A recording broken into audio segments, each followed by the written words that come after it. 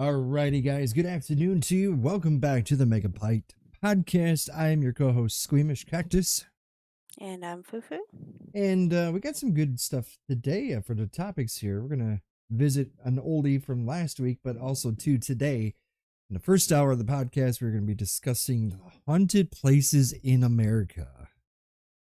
Now, I know for a fact this is one that is a good topic for you, Indeed, it as is. as you've probably been to a lot of these haunted places. I would love to go through all of them, Ben. There's so many on my bucket list, you just don't know.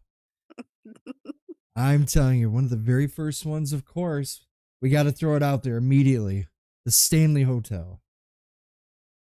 Um, Oh yeah, it's beautiful, but you know, haunted as hell. It is. yeah, exactly. It would be one of those places where I would love to go because I know for a fact that and myself have discussed this. We've talked about going to Colorado specifically just to go to this place. And I'm not a big mountain guy. I don't like the mountains too much because it's scary, and I like to be firmly feet on the ground. I don't like being high up in the air. Yeah, the Um, elevation. the elevation would be rough, but from just the history of the place, just the well known documented paranormal cases that have happened there, it's a really cool place. I would love to go to it. I mean, if anyone has seen The Shining, this is the hotel that gave The Shining its inspiration, pretty much. Oh yeah, oh yeah. I mean, the hotel opened in 1909, so that right there should tell you a lot. The place is huge too. From all the pictures I've seen, I know some of the uh, TV ghost hunters have gone there. I know two Mhm. groups, in fact, who have both gone to this place. As you mentioned, it was built in 1909. I mean, think about that for a second. Something that's 112 years old, give or Yeah, take, or 100, no, 122. 111. Yeah, 111 years old. Sorry, 111, 112 years old. And No, yeah, I think you were right the first time, the 100 and it holds, I mean, I know they've probably done some renovations and stuff over the years, but I oh, mean, the place yeah. looks beautiful. Even The Shining, the movie. Yes, oh my god. We just watched The Shining not that long ago, Now, and I even started to watch Doctor Sleep, but haven't gotten through it. I mean, there's But so many claims to this place. The Shining. I've it never seen The Shining. it's a great movie. Is it It really? really is. Hmm. Jack Nicholson's acting in that is on It's spot point. on. It's Nice. on point. But there's been many, like, sightings and stuff here, Oh yeah. and there's even been, like, mysterious piano music. One of the most captionating or most captivating. That's the word I'm looking for. Is the image of this mysterious this apparition going down the stairs. That's probably one of the most epic photos you've ever seen in your lifetime. If you've never seen it, it's amazing. It's pretty damn good. I mean, you can't dispute the video or the picture because it looks really crisp and really clear. It looks like a silhouette of a person who's standing at the staircase on a like top tiered. Oh, it looks so amazing. It's sick. It's crazy how they, all these years. I mean, you got to think about too, like all the stuff that has been here since. If you have something that's this old, from the at least 100 plus years, I always Mhm. say you're gonna have some kind of hauntings in it, be it especially Oh, a obvious. hotel, Yeah. because you have suicides, you have murders, you have other bad things that happen at places. People die of old age or just die Mhm. suddenly. I mean, there's no people mistaken. They think, oh, I have to be 90 before I die. No, that's not true. You could be 20 and die. You could be 10 and die. You could be 85 and die. There's no really set time. It's just a timer that's just ticking down. Depending solely on what you eat too. That plays a Mhm. part. But the place is known for its photographs. of some of the best things I've captured there. There's the apparition, um, things that have been seen, the orbs, of course. Room 217 is infamous, is one of the most haunted ones.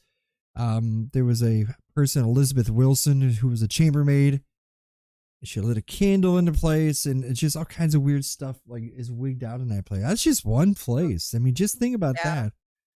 That's just the one particular place. What else is there that you can think of? Let's see. Well, me personally, being a native to Florida, what pops off the top of my head when someone says ghosts in Florida is St. Augustine Lighthouse. Hmm. That place, and I've seen so many episodes of like Ghost Adventures, Ghost Hunters. They've all been there. It's funny you mention it because I actually did see it. I actually did. We didn't do the actual tour of the place because it's two Hmm. separate tours. From Yeah. what we were told on the tour we were taking, it was a graveyard tour. And they had told us specifically that the people there in the lighthouse is a whole different, they have their own separate tours and their own investigators and stuff that go Hmm. there.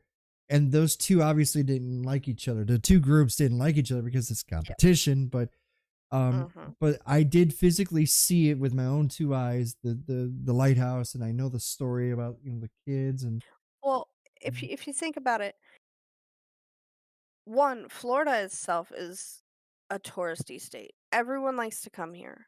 St. Augustine Lighthouse gets visits by nearly 225,000 people a year because wow. it is so well known as a paranormal hotspot.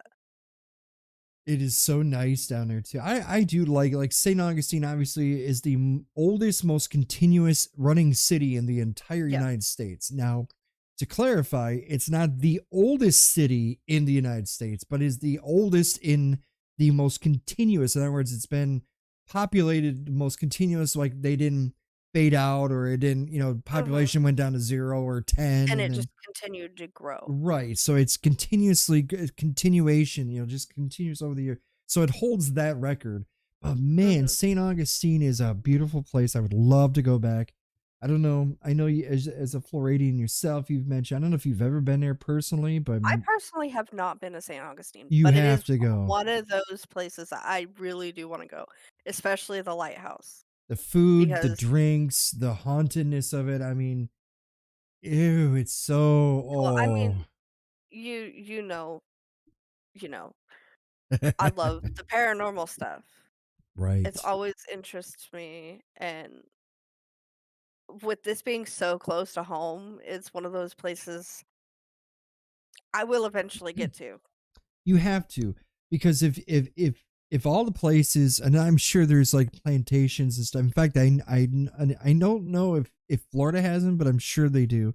But like if you go further down west, if you go into like say New Orleans or anywhere out there in that general area, especially like oh man, there was like Baton Rouge, Louisiana, that area, but New Mhm. Orleans and in the outer skirts of it, they have plantations that are really haunted as well too. But definitely, you should definitely go to St. Augustine because you would love that place. The lighthouse is eerie because when we were staying there looking at it from a distance, they had the little swings, the swing Mhm. sets and stuff that supposedly moves because of the children swaying them back and Yep. forth. It is eerie because you could feel that heaviness around it. When we were there looking up at it, I could feel it. You could sense things. Yeah. I And mean, another this is a little it's the same topic, but it's a little one thing that I would like to do, and this might just be me, it might be a little weird to some people. I would love to go to St. Augustine and see the lighthouse when there is a thick, heavy fog. that would be really nice. I don't know. Um, It would just add to that eeriness of the lighthouse and the hauntings that surround the lighthouse. I know it gets really humid there, and it probably gets it gets foggy, low fog and stuff there as well too. I know that would be really cool and that'd be the perfect storm. you know, Mhm. to see stuff down there. And like I said, though, St. Augustine definitely is a place to go because there's a lot of a lot of land to see, a lot of things to see. The whole area is just, oh, it's so awesome. And one I could think of now. There's one I like to go to would be Mansfield, Ohio, the Mansfield Penitentiary. That is probably Saint Augustine's closest to you. I guess in Mhm. comparison, one of the closest places to me would be Mansfield, and I've read up a lot about Mansfield. Mansfield, Ohio. Mansfield is about the prison there that has been closed now, but it's oh my god, it's so amazing. I've known people who've actually gone there and caught apparitions of people. The penitentiary, I mean, it all depends on what you want to call it. Reformatory. It was known for that. You can hunt with people there if you wanted to. There's different things. I mean, there's people that got burned. There's people that got shanked. There's people who got thrown over the railing. Mhm. You think about it, like what it is basically a prison, but it's like bird cages.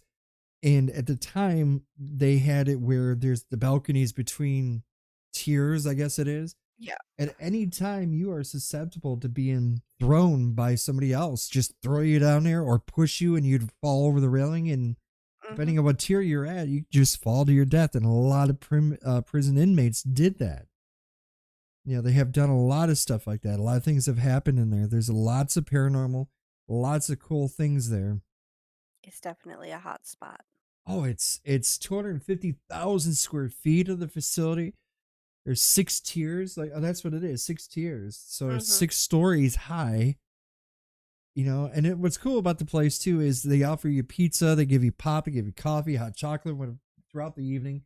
So you really don't have to leave the place because they will definitely Take care of you. take care of you. So that way you're there. You could be there from, I think all night or evening schedules and stuff like that. It's a good place to go. One that I've wanted to visit for a while, and I don't know if I ever will be able to, but if I'm ever out in the California side of the country, I Mhm. want to go to the Winchester Mystery House. When I went to TwitchCon, it was in San Jose, and I had the opportunity. I think it was in San Jose, isn't it? Now that I'm thinking about it, Yeah, the Winchester Mystery House is in San Jose. I was fairly close to it. I could have probably gone there via a ride, a vehicle ride Why to the didn't you? place. I should have because Yeah. I know my friend Blondie had told me. She said, while you're there, you should go check out this place.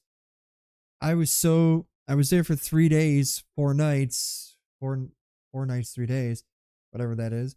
And I was there, but I didn't get a chance to go see it because I was so involved or so enthused about the convention that was going Yeah. in town at the time.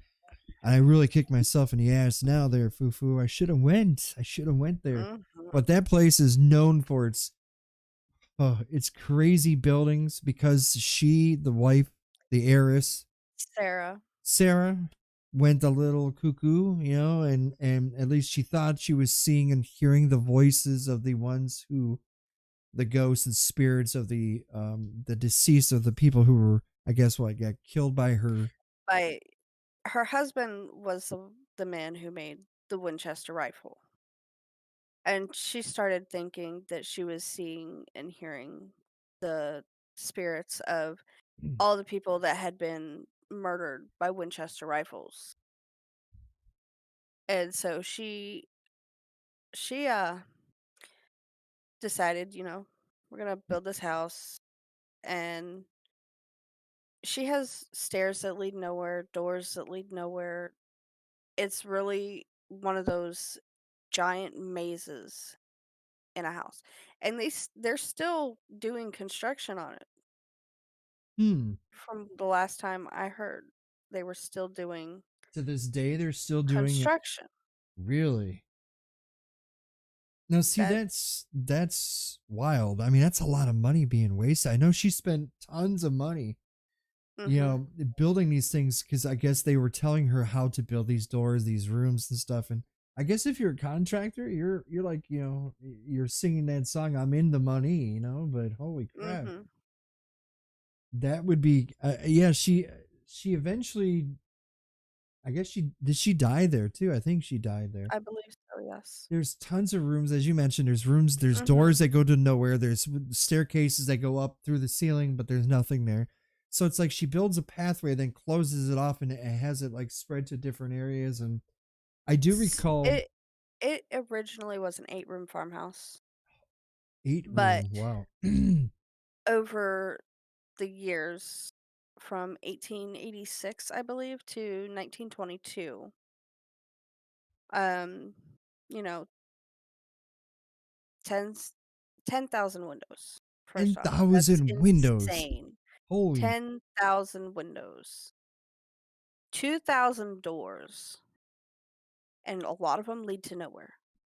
160 rooms. So it started off as 8 rooms and grew to 160 rooms. You gotta You gotta wonder think about how much construction and time that took. how I mean, it seemed like I think they said by the time she was there until her death, they were every day was they were building things every day. They were building Mhm, new rooms, taking something down, storing it, throwing, piecing. It was kind of like a just like a jigsaw puzzle of pieces that were being. I mean, you got to feel bad for her though. I mean, maybe she was really hearing voices. We obviously we couldn't hear it, but maybe she we would was. never know. I mean, this woman has had 52 skylights and 47 stairways and fireplaces. There's 17 chimneys on the house, 13 bathrooms. The only plus about that, you never have to worry about fighting over a bathroom. And you got 6 kitchens. So okay. Now, okay, back then, it was built at a price tag of $5 million Ooh. in 1923.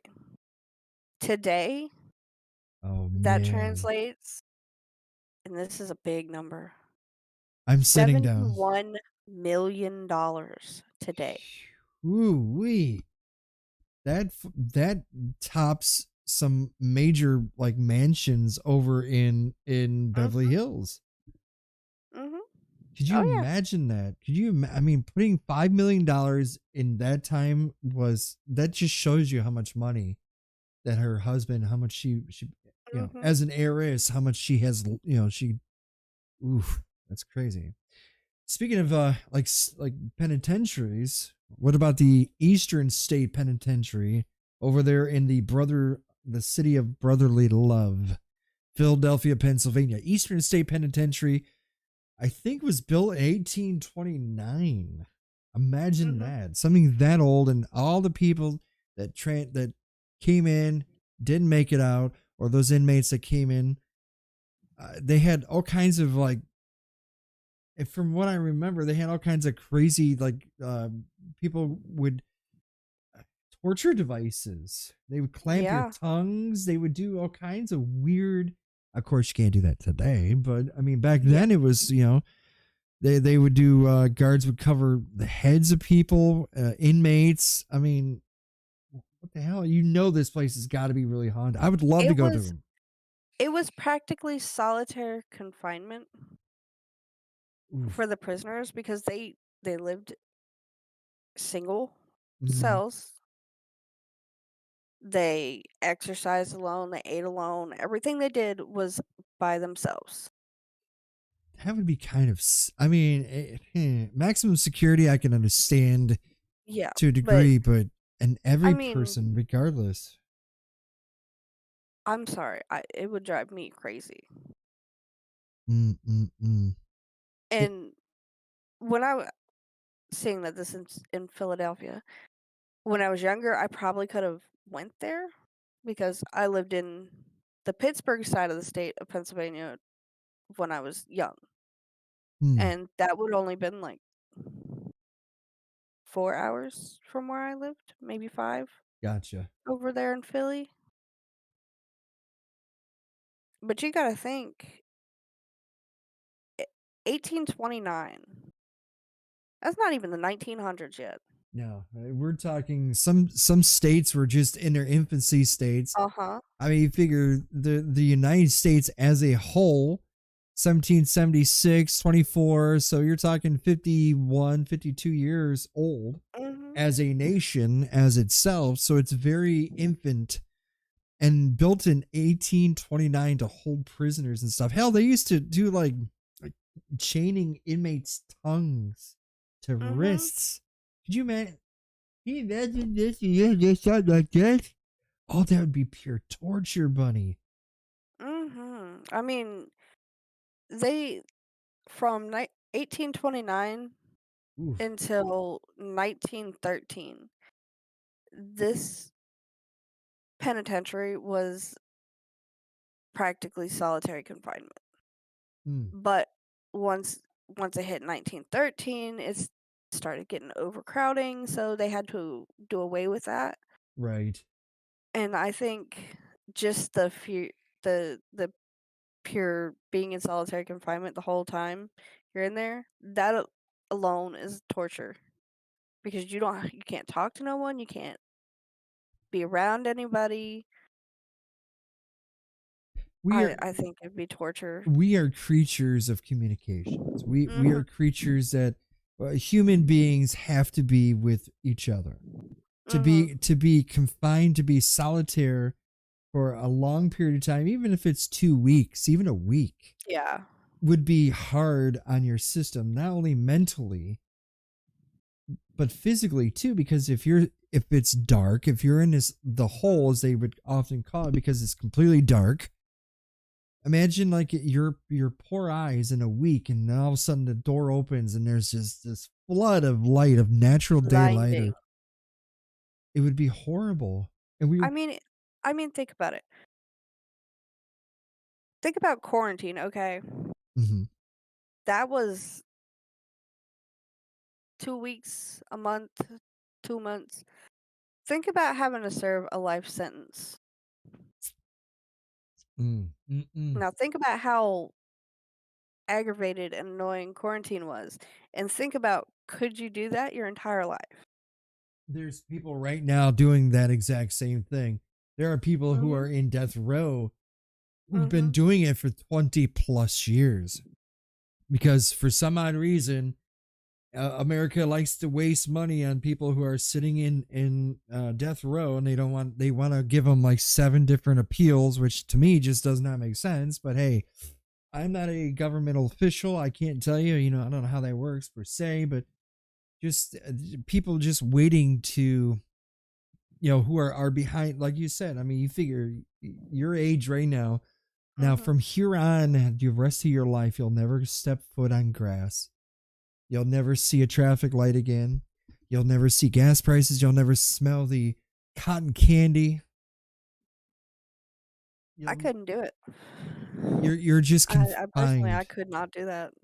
23 hours of the day you are confined in your jail cell. In this little whatever. So you can imagine how mentally draining that would be if you're living in those kind of environments. And if you're in a penitentiary like that, I'm sure, and if you died in that penitentiary or a prison or even a jail cell, a local city jail, Mhm. how bad that would be on you, because you'd still be unrested. You'd still be walking Oh, yeah. around. You'd be tortured. I Oh mean, this place has had reports of disembodied laughters, shadowy figures, people hear footsteps pacing around, yeah, and that's to be expected with a place like this. I could only When imagine. that's all they could do is walk around in their cell. Mm. That would be. I guess you could say that would be a delight for somebody who does ghost investigating, but at the same time it would be kind of scary because you're pretty much guaranteed to at least hear something, see something, Oh, hear the yeah. jail cells close. Mhm. I mean, there's all kinds of stuff. Speaking of stuff that's closed or whatever the case it is, or another one that I have seen on my bucket list is the House of the Seven Gables. I've actually went inside the house. This is in Salem, Massachusetts. I've been to Salem, Massachusetts, and let me tell you, it is freaking haunted. We were we did a myself and Blondie.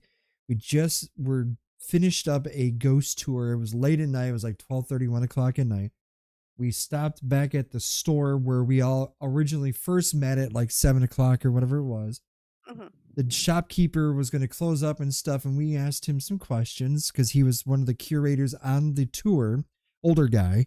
So he has, relevancy because, he would say the truth because why would a 60-plus-year-old man want to lie about something?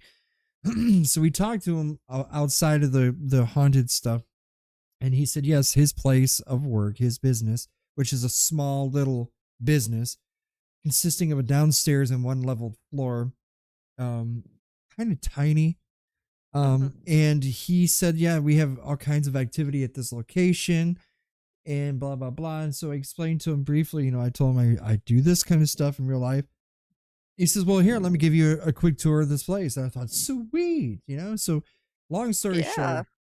there's stuff everywhere. There's displays, stuff for sale. Mhm. He basically sold wands, like wooden wands that you would kind of find through like that movie. And because of Salem being witches and stuff, they would Yeah. sell wooden wands and stuff. So he catered to that kind of, my people and clientele. And we were downstairs where he was showing us like, this and that.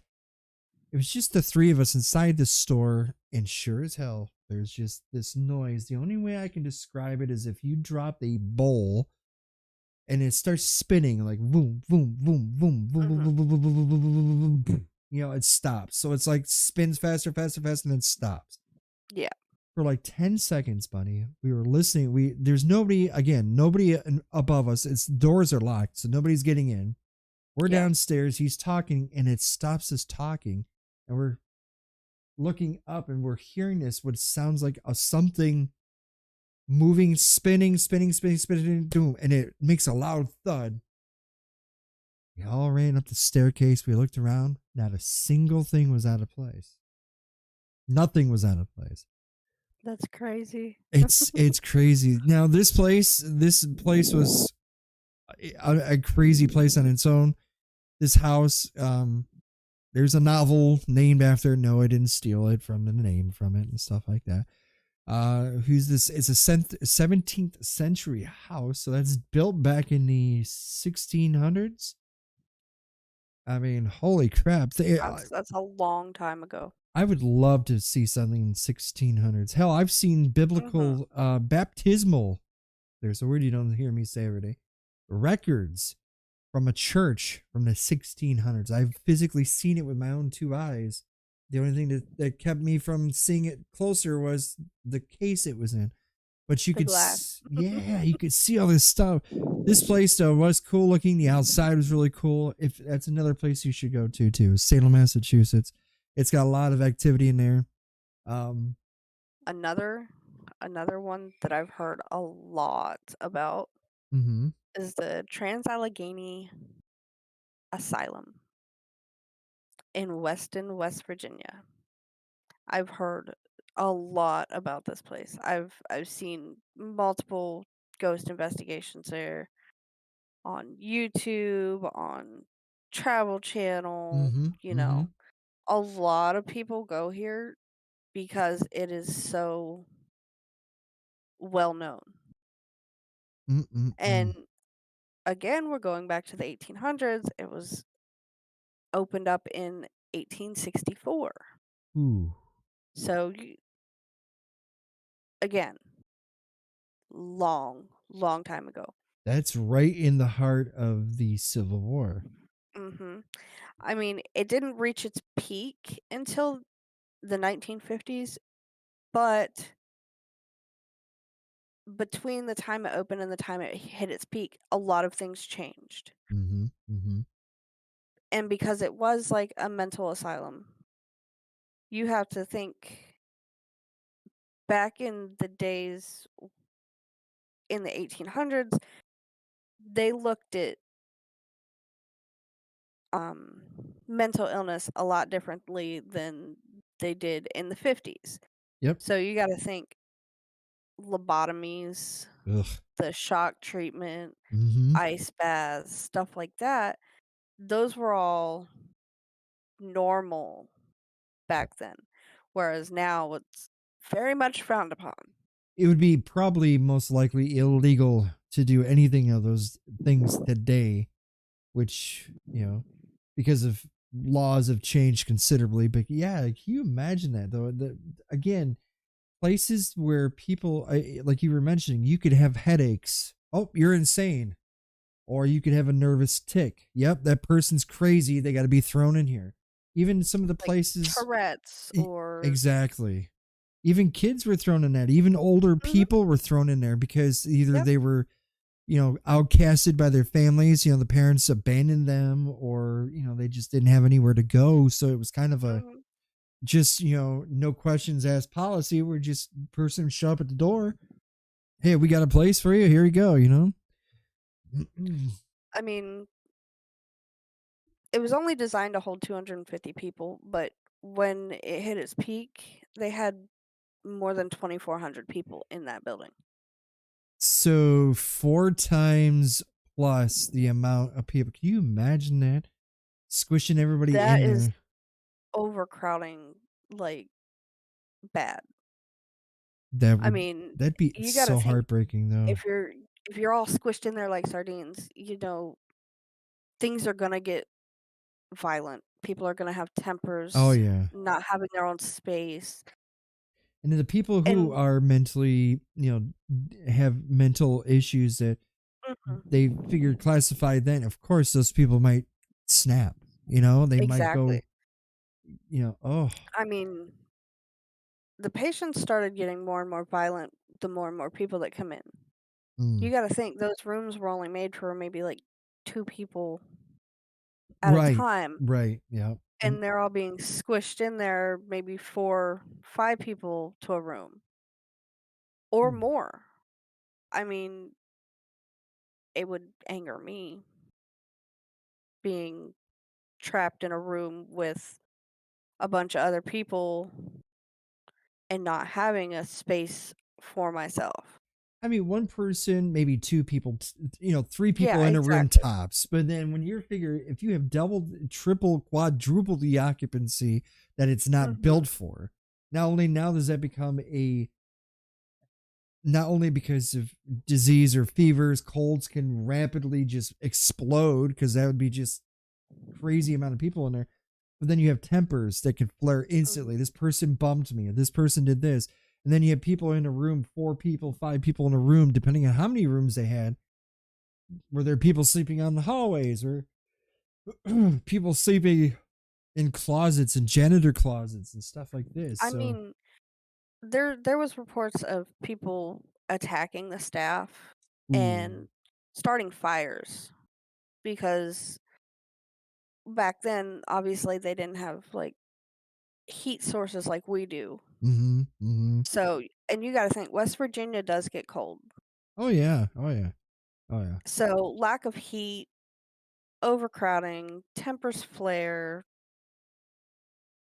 I mean, and to think this asylum only closed 27 years ago. Really? Yeah, it closed in '94. So this closed in our lifetimes, just Yes. closed. It closed the That's year I was born. that's like a blink of an eye. You think about that Yeah, for a sec. exactly. That was just yesterday. Mhm. In the world of time, I mean, that's a nothing burger. That's absolutely crazy. I would love to go there, and if I could, I would take people that I would select to go with. Mhm. I think we would all have a good time. Absolutely, hands down. It would be, we'd go from one place to another. You would have to make it in a regional area though. Like you would have to go like St. Augustine, then move Mhm. up to Savannah, because I did that. I went from Savannah, and I personally went down to St. Augustine. So I went, started up there. I started in what is that up in Atlanta, but there's the place where the Jean Bonnet is buried, her and her family, Mhm. Marietta, Marietta, Georgia. And then I made my way south and then into Savannah. and then I went down to say, so I wanted to make sure I hit those three known haunted locations, which was crazy.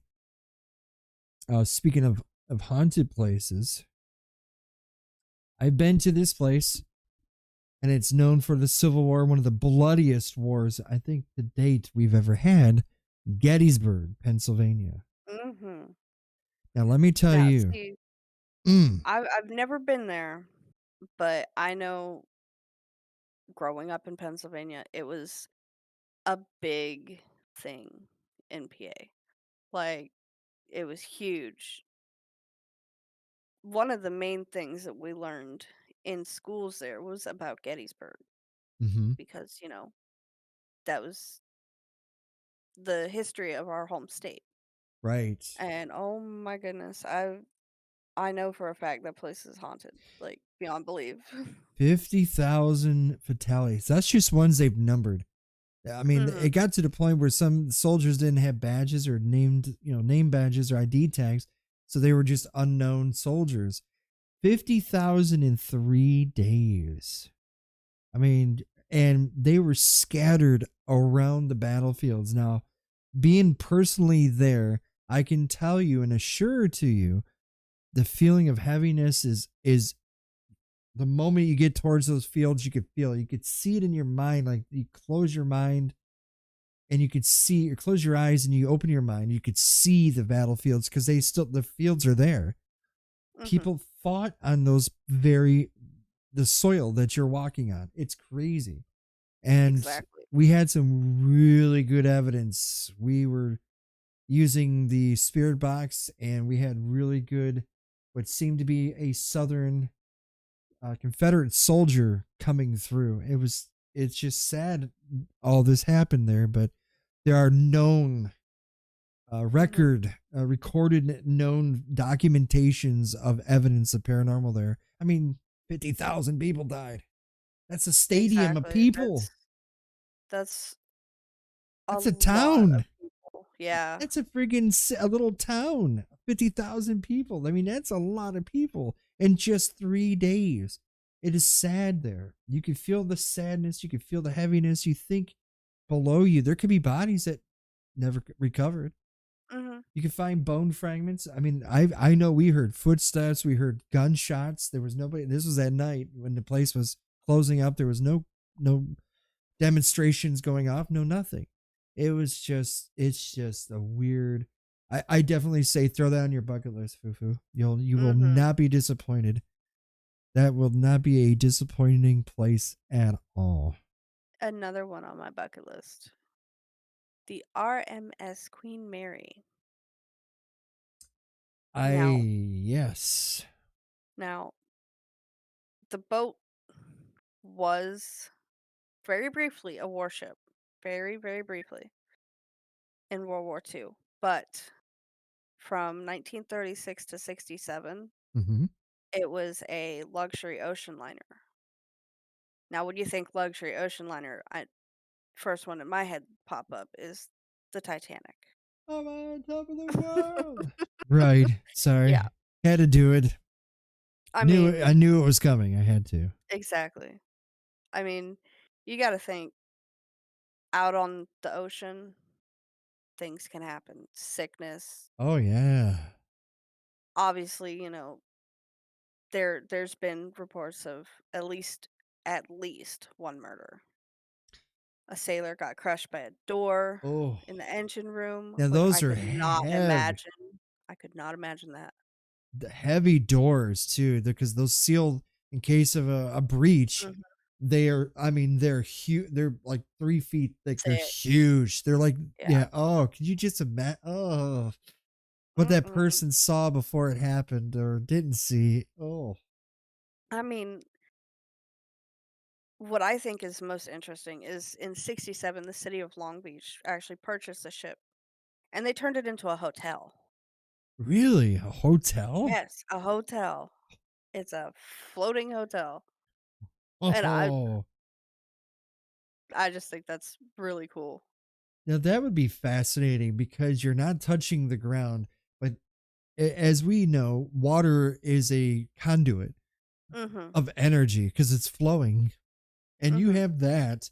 So basically, you're supercharging this boat. If it was dry docked, it'd be one thing, but now that it's in its very body of water, and it's in its natural surrounding and its natural environment because a boat is made for water, and it also had seen part of war, as you mentioned, so it's got history in it, and it's still sitting in the tub of water. I mean, come on. I mean, that place has got to be Mhm. riddled with activity in that place. I mean, that'd be like the perfect storm. If you ever heard of, that term, perfect storm. You have the energy from the water, you have the history of the ship, the known facts of the person or persons who have been murdered there or crushed. I mean, there's probably countless bodies of or people who have been killed on it, and we just don't know it Mhm. because if it's military, they're not going to disclose that information. Exactly. They're not going to tell you that stuff.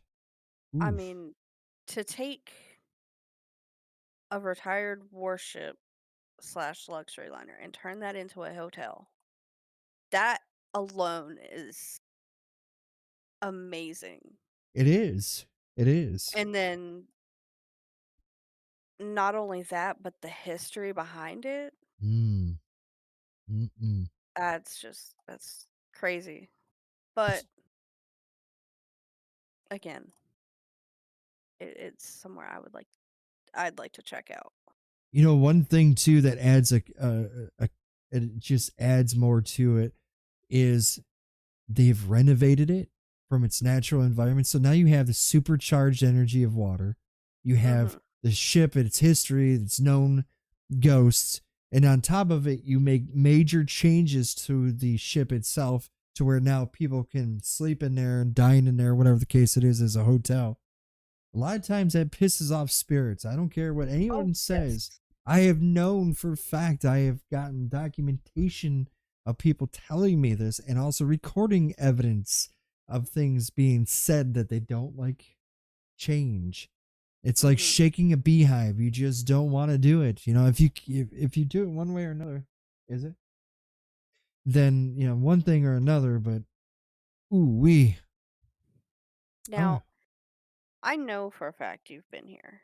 You've told me all about how you've toured it and you were in the bed. Lizzie Borden. oh yes. Yes, yes, yes. Good old Now, Lizzie. I as a kid, I always grew up, hearing the little nursery rhyme, little chant thing. Mm-hmm. Yep. And I've seen so many documentaries on Lizzie Borden. I've watched paranormal investigations of the Lizzie Borden house. I I'm not gonna say I love Lizzie Borden, but I love the story and the the history of the Lizzie Borden house. Of all places I've been, I can assure you, the Lizzie Borden house, I was kind of nervous. I was kind of scared in there. Not only because of the gruesome murders too that took place in a location, but just the overall feel of the place. Like I literally laid in a couch. It was a replica couch because the other one was full of blood of where the father laid. So I'm laying in the exact way he was there. Found. He was found. It is really raining outside the studios. Oof. Um, but also too upstairs. I honestly think though, in my personal opinion, I don't think she was the one who did it. I think they hired a person. There was a mysterious person that was seen. I mean, there's multiple things. I think a cousin or something showed up right after the murder because there was a crowd of people outside the door when the cops Mhm. were inside. Because people at that time, they didn't have crime scenes where, Mm-mm. They people, didn't have it all cordoned off you could and literally go right into the house and look uh-huh. at it yourself or do whatever it was. The cops didn't really, they weren't like they are today. They don't quarantine things off or they don't, Yep. I think though, because of the claims of sexual abuse that her and her sister supposedly were getting from Mhm. her father, because that was one of the allegations, is that her father sexually abused her and her sister. Yep. And it's not very much talked about either, because a lot of people don't know that story. They don't know the Mhm. history of that. It's kind of shunned or put under the rug, if you will. I think it got to the point where they just, it was the perfect storm. Again, that's like the big word for the day. I think it was the perfect day to do it. You have this setup. He's a he's a really rich guy. He owns this place. He's really well known. They're having, of all the days of the whole entire year or month or even that week, they chose the day where all the cops were having, there was a fair going on in the city, because where the house sits is on the southern part of the town. From where you have to go, you then go up, and it's hilly. You have to go up and over a bridge, and then you're into town. So it's kind of a distance. It's about a half mile or so just to get into the downtown. So you have Mhm. all these cops, or all this stuff happening in town. He comes home just like he normally would do, because he would sleep for his lunch. He would go take a nap and then leave, because he was an older gentleman. He would come home quickly, take a quick nap, then go back to work. That was his lunch thing. That was his normal thing. So you have Lizzie, who's home. You have the maid, or the lady who's cleaning the windows. But you have, how did it go? She apparently, as she claims, she didn't hear anything. But the mother upstairs and the father there. So there's nobody, you have plenty of time to do this murder and get Mhm. away with it, and have enough time to clean up your stuff. And once you got everything green lit, then you go, oh my God, something happened to my family. Her sister, I think, was home too, if I'm not mistaken. So you figure there was a mysterious person. They said that the person was hiding in the closet. I don't Mhm. think so. I actually, I'm 6 foot tall, about 230 pounds. Okay. I literally fit into this. It's a small little like crawl space door. It isn't your typical closets like Under the today. stairs It was small. kind Because of everybody closet back then, yeah, because was everybody back then was smaller. tinier. Yeah. Even the staircase is tiny. So imagine like if she had to go up there and she stabbed a person, she was wearing her normal garb, her dress or whatever it was, Mhm. it would have clearly, without any evidence or no doubt in my mind, splatter would have gotten on her dress. It then would have Yes. brushed on the staircase that leads, the little legs that go up on the staircase. Uh-huh. It would have spread blood on those. She would have Yeah. missed that. There was a Mhm. there was a claim she was naked when she did all the killing. She just took a shower. That was easy. I don't know. I think it was to I claim. I I think one of the most intriguing in my mind movies that they, because they have multiple Lizzie Borden Oh movies. yeah, They absolutely. really do. The one that really like drew me in was Lizzie Borden Took an Axe, and it's got Christina Ricci playing Lizzie Borden. I think that is the most close Hmm. to all of the records and reports and stuff that I have seen. I I'm remember. not gonna lie, it's pretty brutal when it comes to the murder part, but that is like the closest I have seen a movie get to the historical records of something that happened way back then. Because You. you got to think this happened back in, what was it, 1892? Hmm. Again, back in the 1800s. So, I mean, It things was. were definitely a lot different I in the remember. 1800s. I remember reading the very first. The cop that was on scene had to physically write in this little journal book. He was at, you can, and it's in the museum in town. You can actually read the documents of what he was interviewing Lizzie on scene at Mhm. the time of the murder. He was literally asking her questions. He was writing it down, her responses. it's kind of incoherent for some people. They couldn't read it because it's really like chicken scratch, but I was able to read it really perfectly.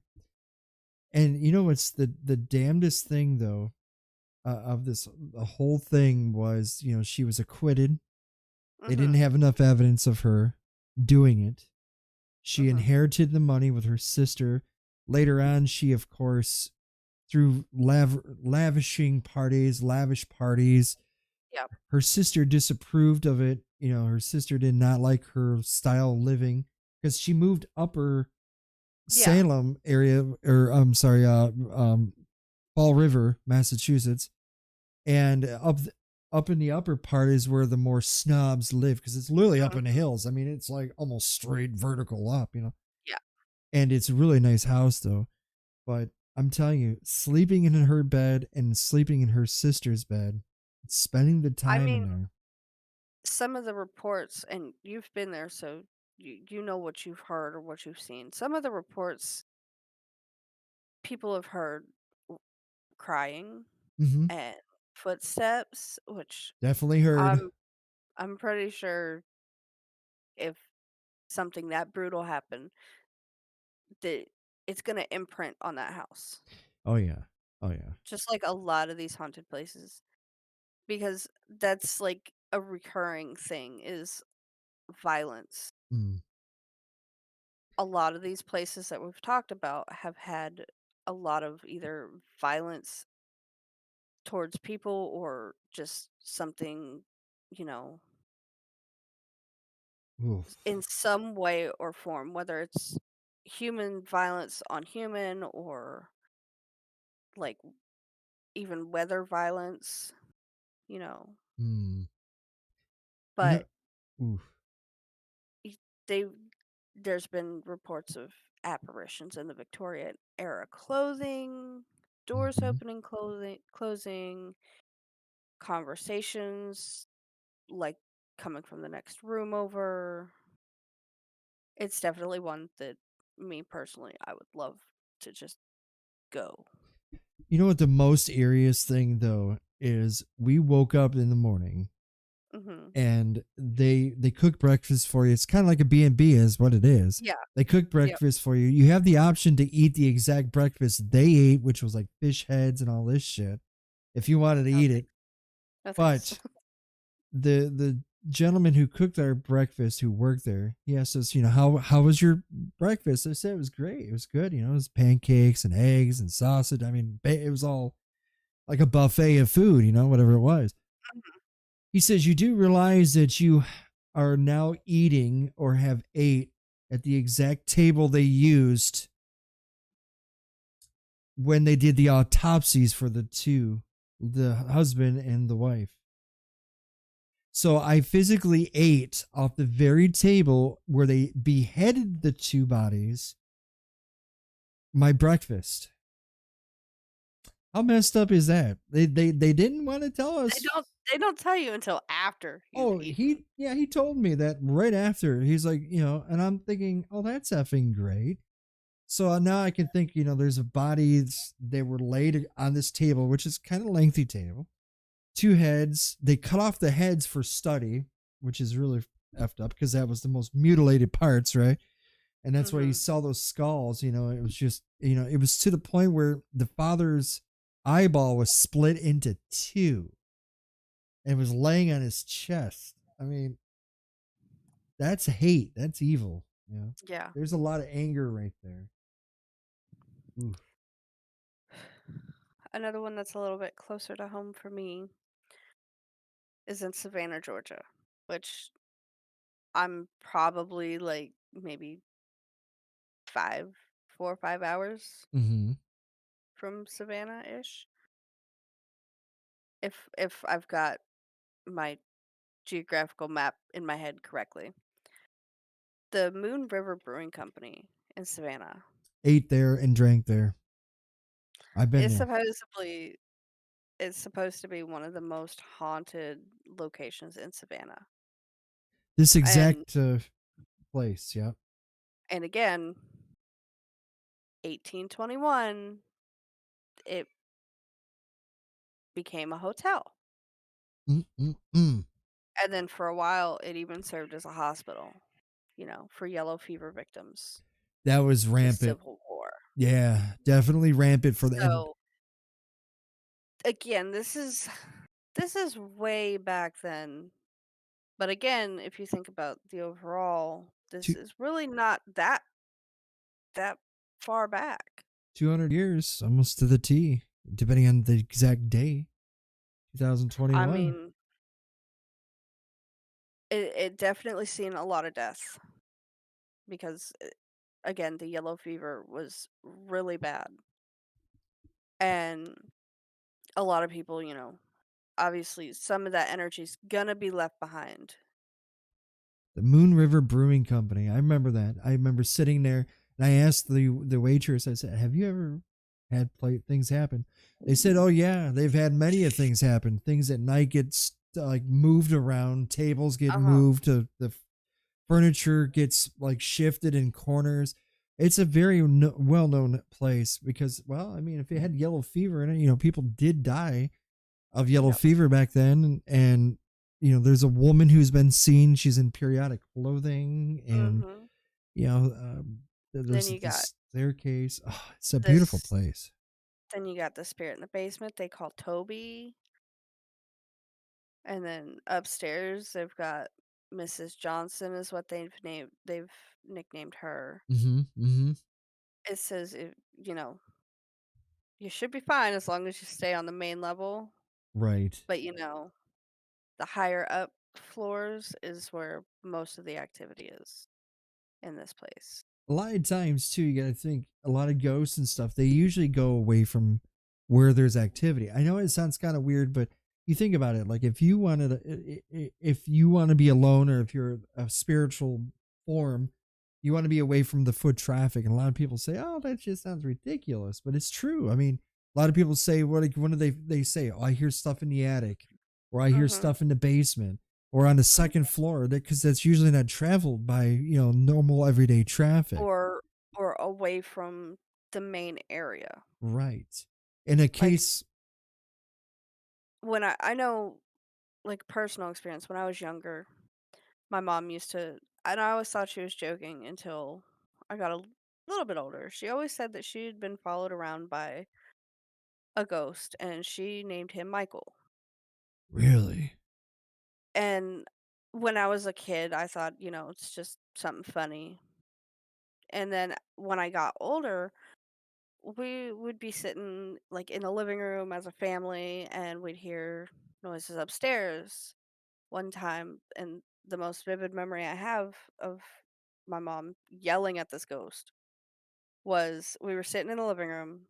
It was probably about 8 or 9 o'clock in the evening. And out of nowhere, the cabinets in my kitchen just one of them opened up and slammed shut. And nobody was in the kitchen. All the cabinets were closed. We were very like we made sure all of our cabinets were closed every time we used anything out of the cabinet. But that scared the crap out of me, and that's when I really started believing, what if Hmm. there is ghosts and spirits and stuff.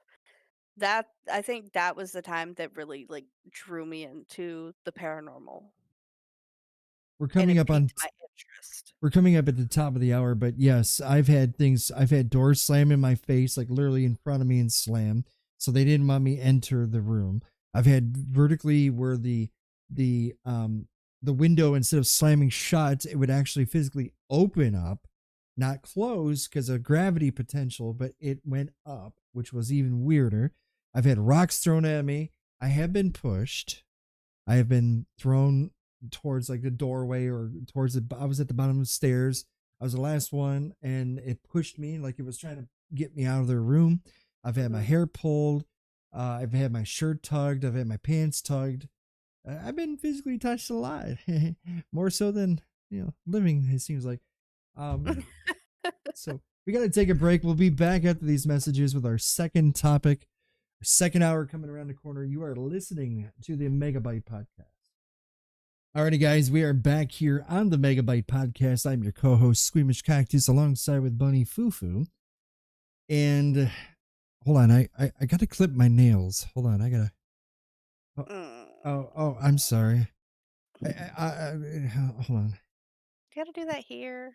Oh, I'm sorry. This the second hour topic is pet peeves part two. Oh, Last week we talked about quite a few pet peeves, we and I did. didn't realize just how many I had till we talked about them. Okay, for one thing, yes, I have a lot of pet peeves. But and we, like you mentioned, we discussed a lot of this last week, but we didn't barely scratch the surface. So we're going to take this hour to continue about pod of different things on the podcast that are pet peeves, like nail Yeah, clipping in the middle of public. I've seen it so many times, Fufu, and I can see the nail just flick like in slow motion, looks like a potato chip, like a the Pringles. worst part, the worst place to do that is at like a restaurant. I've seen Oh, that happen. I've seen it happen. oh, oh! I I'd have to. rather I'd rather not see your nails flying in my food. First off, I, that needs to be done at home, behind the scenes, behind closed curtains, doors, I, in your in bathroom. your freaking bathroom. Okay, that's what a bathroom is. Okay, that's where you do all the stuff. That's where your personal grooming is. Yeah, I've seen people. Okay, brushing your hair is one thing. As long as you're not doing near my food, I don't give a rat's ass. If we're outside and you're brushing your hair, okay, so be it. At least I don't have to inhale your dandruff or your freaking skin Mhm, hair. Okay. mhm, But a thing with me is, it's like, oh, I just thought of it. I got one that will top it. Are you ready for this? maybe. Dental flossing. Mm-mm. Nope, bathroom. Hey, this guy Away with just you. pulls Away with you. pulls out a friggin' roll of dental Yep, floss and nope, starts. I'm like, what are you doing, dude? Like, really? Like, why? Why are you doing this? I don't. no. I can't understand it. There's people who will do that, or I've seen people tapping their heads like they're, I don't know if they're trying to wake up something in their head. Is there like a little hamster or something up there that I don't know? But they'll Hey, consistently do this. start running so I can think of something. Hello, is the light on upstairs? It's like, what are you doing tapping your head? Do you have lice? Do you have fleas? Do you have something like that? I think one of the worst though I've seen too was this person. I was on a public transportation. I don't like public transit. I was I I don't. was up in the front because my stop was coming soon. And it was just one of those weird days. I think it was in the wintertime because I don't really like to drive in winter because they don't do a good job on Yeah. the roads. But long story short, there was a lady just verbally yelled out in the background, he's got bed bugs. And you could see, and people were apparently said that they saw them crawling on him too. And I was just like, oh hell no. Like that's just disgusting, Yeah. disgusting. People who pick their nose, people who pluck their nostril hairs. I mean, again, all that stuff needs to be done in privacy. If you're gonna shave your nose hairs, do it in your bathroom, have paper towels. Oh, Don't do it in front of me. oh. Or they'll I don't. they'll tuck their shirt in, and obviously it's, going for that down further southern part, you know what I mean, the body. Oof. All right, well, here's a lighter note. What about, okay, you're walking and you say you're like in a amusement park, and you probably can relate to this one. Yep. I You're in think a I talked a little bit on this one last week. you're walking, and all of a sudden somebody stops in front of you, and then you kind of bump into them. Like, And then they ooh, turn around and give you a dirty look like it's your fault. what the Like, heck? why did you bump into me? Oh, What watch where you're going. hell no, you didn't just bump into me. It's like, look, I know a big one is theme parks, but another one for that is Black Friday shopping. Ooh, yes. I never thought of that one. Yes, that is true. I I remember it was Zoe's first Christmas, and I've never since or before this, I had never gone Black Friday shopping. Hmm. But her grandmother needed help picking things up that she put on layaway. I was like, "All right, we'll go." And she's still not even a year old, sitting in the shopping cart. It is packed, like wall to wall packed. And this is in a tiny little Indiana store. Hmm. And tiny little Indiana Walmart, and we're walking along, and out of nowhere, someone just rams behind me, rams into me. Damn. It, like, hits my lower back, hits my butt, and I had been there. I had been walking. I had not moved left, right. I just kept going straight with the flow.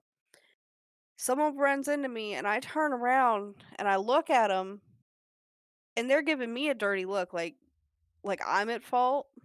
Right, right. Yeah, it was totally your Like, fault. Like, do you need your eyes checked?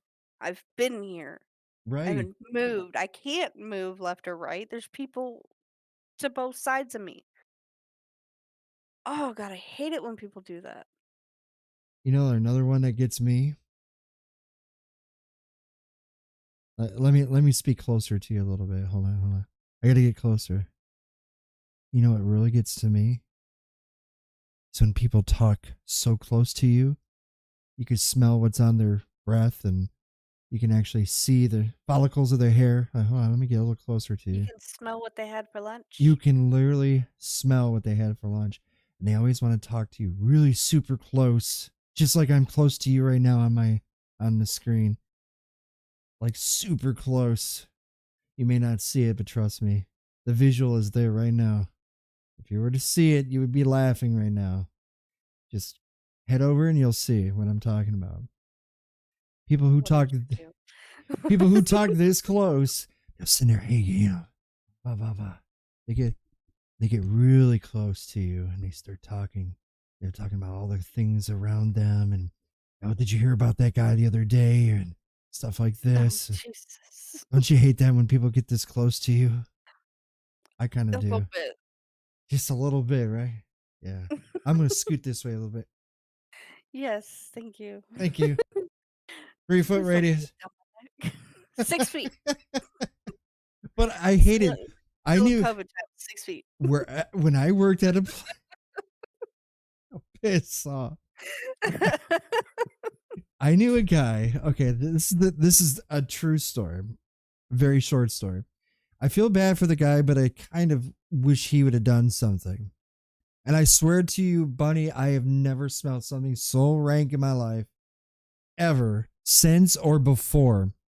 So there was a coworker when I used to work when I worked before, you know, I started doing podcasting and streaming, etc., etc., you know, media. There was this guy who we'll just call him Dragon Breath. He had the most stinkiest breath. I swear to God, it was literally like a cat or dog fecal matter dropped in his mouth every day. This guy Ew. had halitosis. It was now I'm not exaggerating when I'm saying this. How bad of was it? Where I worked, we had different aisles that you would have to go Mhm, through. Like you pick up this and that, do this section, and pick this up and go here. So he was usually on the floor. He was usually on one aisle, and I'd be working on another aisle. They're not really aisles, but we'll just call them aisles because they were just lanes, if you will, picking items and doing stuff, right? So I'm like working, I'm doing my thing, and then I had to go over there to see him to get some, you know, schematics or whatever the case it was. And mm, as you turn the corner, and I am not kidding you at all, as soon as you turn the corner, he could be halfway down it. You can smell this pocket of friggin' stink at the beginning of the aisle where he is way down there. You could, the whole aisle smell like his breath.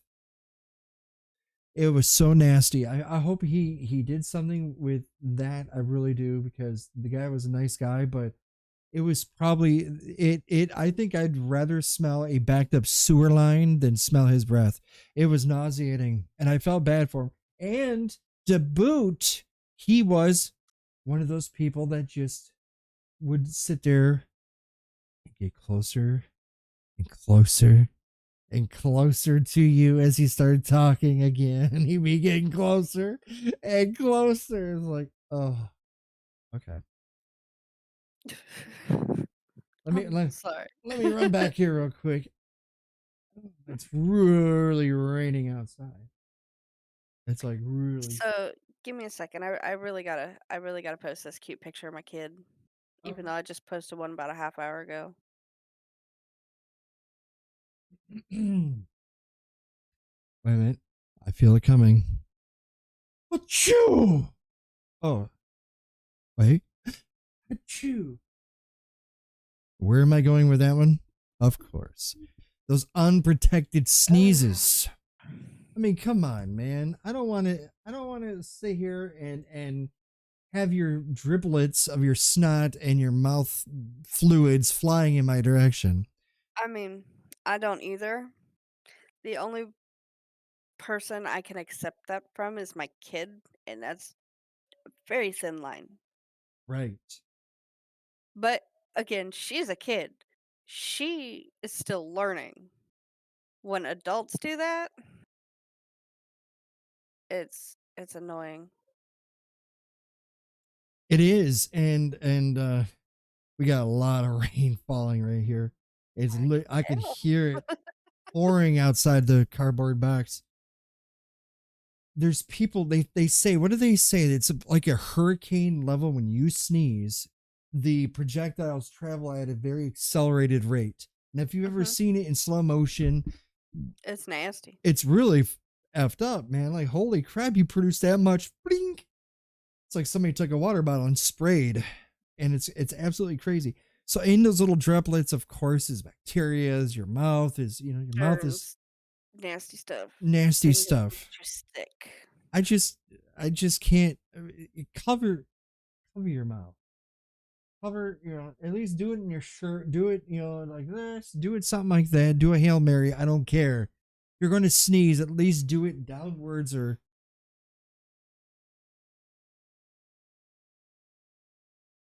I don't think you would do it upwards. That was a weird noise outside the door. Cardboard box.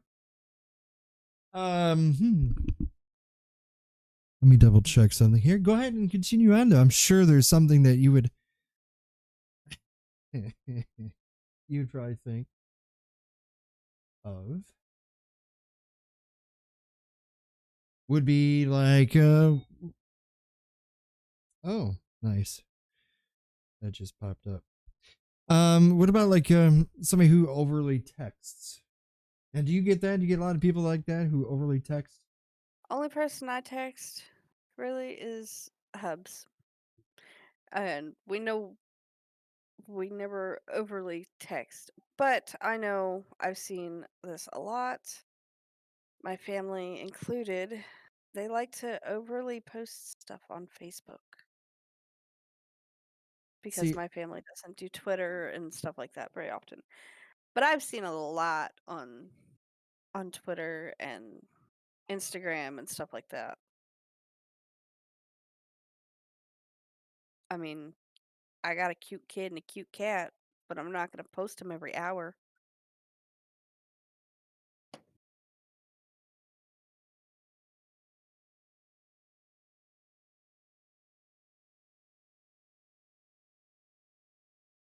I mean, well, what's the point of posting every hour if it's going to be like the same picture over and over or the same post over and over every single time?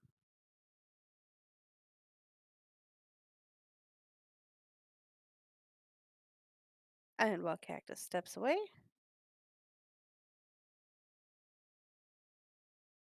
another another one, you know, I know I said the overposting. But what about, vegans pushing and telling you, well, I don't eat this or I don't eat that because of the risks of this or the risks of that. I mean, granted, there's risk for everything you eat, especially if, like, you know, red meats, cheeses, stuff like that. Yes, there is risks, but I don't need to be told a million times. What about like speech to text? What about stuff like that? Do you ever do that? Do you ever have a speech to text? What about like speech to text? Yes, speech to text too. It's kind of annoying. I I mean, I've tried speech to text before and it is annoying because mhm. I can't. I'll say one thing and It- Google or Apple or Siri or whoever always says another thing. right. It doesn't work all the time. It doesn't even work half the time. It doesn't say, well, because it's not human. That's why it doesn't. It tries to pronunciate what the humans, what a person would put into it and Mhm. stuff like that. So if you like LOL, because like la la la la la la la la, it's like, and if you Yeah. put certain words, it says it weird and differently, and I don't know. That's one of the things that I've never really used, and I've seen streamers use when they get donations and stuff. They've used a text to speech. I always thought that would be the, oh, what's the word I'm looking for? I always thought that would be the starting point, the catalyst, if you will, of causing trouble, especially if you Mhm. stream. Because, people are like, oh, I'll just type this word in, or I'll be ha Yeah. ha ha. I guess the only rebuttal would be is if you did it only where somebody donated like a higher amount of money or did something like that or Mhm. sub to your channel or whatever. Well, maybe not sub. I think if I personally did it, it would probably be minimum $10 donations. Yeah. Speaking of internet, what about slow internet? Slow internet. That takes me back to 2000s. You've got mail. That dial-up noise still haunts me. Oh, and we'll be It talking a lot still about that haunts me. next hour, but yes. But, I know you and myself, Mhm. we both do not benefit at all from slow internet. No, no, And I no. know that is something that makes me rage a lot when my internet is slow. And I mean, if you're paying for good internet, like in our friend's situation, and you get slow speeds, Right. just or just give me what I pay for. And see, here's the thing too, with where we're at in technology, I think Mhm. no matter where you live in the United States, continuous United States, or even in Canada, unless you're way the hell up near the North Pole, where there's like the people who still live very third worldish, I guess you could say. I could Yeah. see that when you're way up near the Arctic Circle, right? Because it's not very Mhm. populated. But as for us and people who live anywhere on this longitude, 42 degrees or lower, we should have fairly decent speeds of internet. And as you mentioned, we know a person who suffers greatly from slow internet. It's very finicky internet, I guess you could say. Mhm. And I don't think it's right. I don't think I think from what a person pays for, Yes. I mean, if you're spending 70, $80 plus on internet a month, you want it to be even faster than ethernet, or you want it to be faster than dial up, Yeah, exactly. because I mean, it breaks your heart to realize, okay, this person's paying an X amount of money, but they're not getting the speed for that X price. amount of data and speeds. Yeah, exactly. I've known people who have fiber optic who pay less than what, you know, hell, even Mhm. less than what I pay for my services. Exactly. Yes, exactly. Fiber And optic. and they're paying a cheaper price and getting better internet than someone who's paying maybe double, if Yeah. not a little bit more than that, and getting crappy quality or crappy quality internet speeds. Hmm. It's not something needs to be done about this. It, you know, and it's unfair to the consumer side because we suffer from it, and also to what they call throttling, where if you meet your data plan, if you get, say, a monthly allowance of 2 terabytes of information data, right? So Mhm. you pay $70 for 2 terabytes a month of service. Anytime you go over that, you are going to have to pay an X amount of money as a late thing or a surcharge, and they start throttling your neck of your connection. So what Yep. happens to that is basically it's like a belt around a waistline. It starts getting tighter and tighter and tighter, where the data starts slowing. Mhm. But they always sit there and say, "Oh, we don't data throttle." Oh yeah. Trust me, that's why I switched You from do. that's why I switched to unlimited. Mm. Granted my bill went up, but I don't have to worry about speed slowing down unless, they're doing maintenance or something, which I can understand that. But I can't take it. I agree with you 100%. I just I couldn't do it. Here's one for you, and I just thought of this one too. This would be a new well.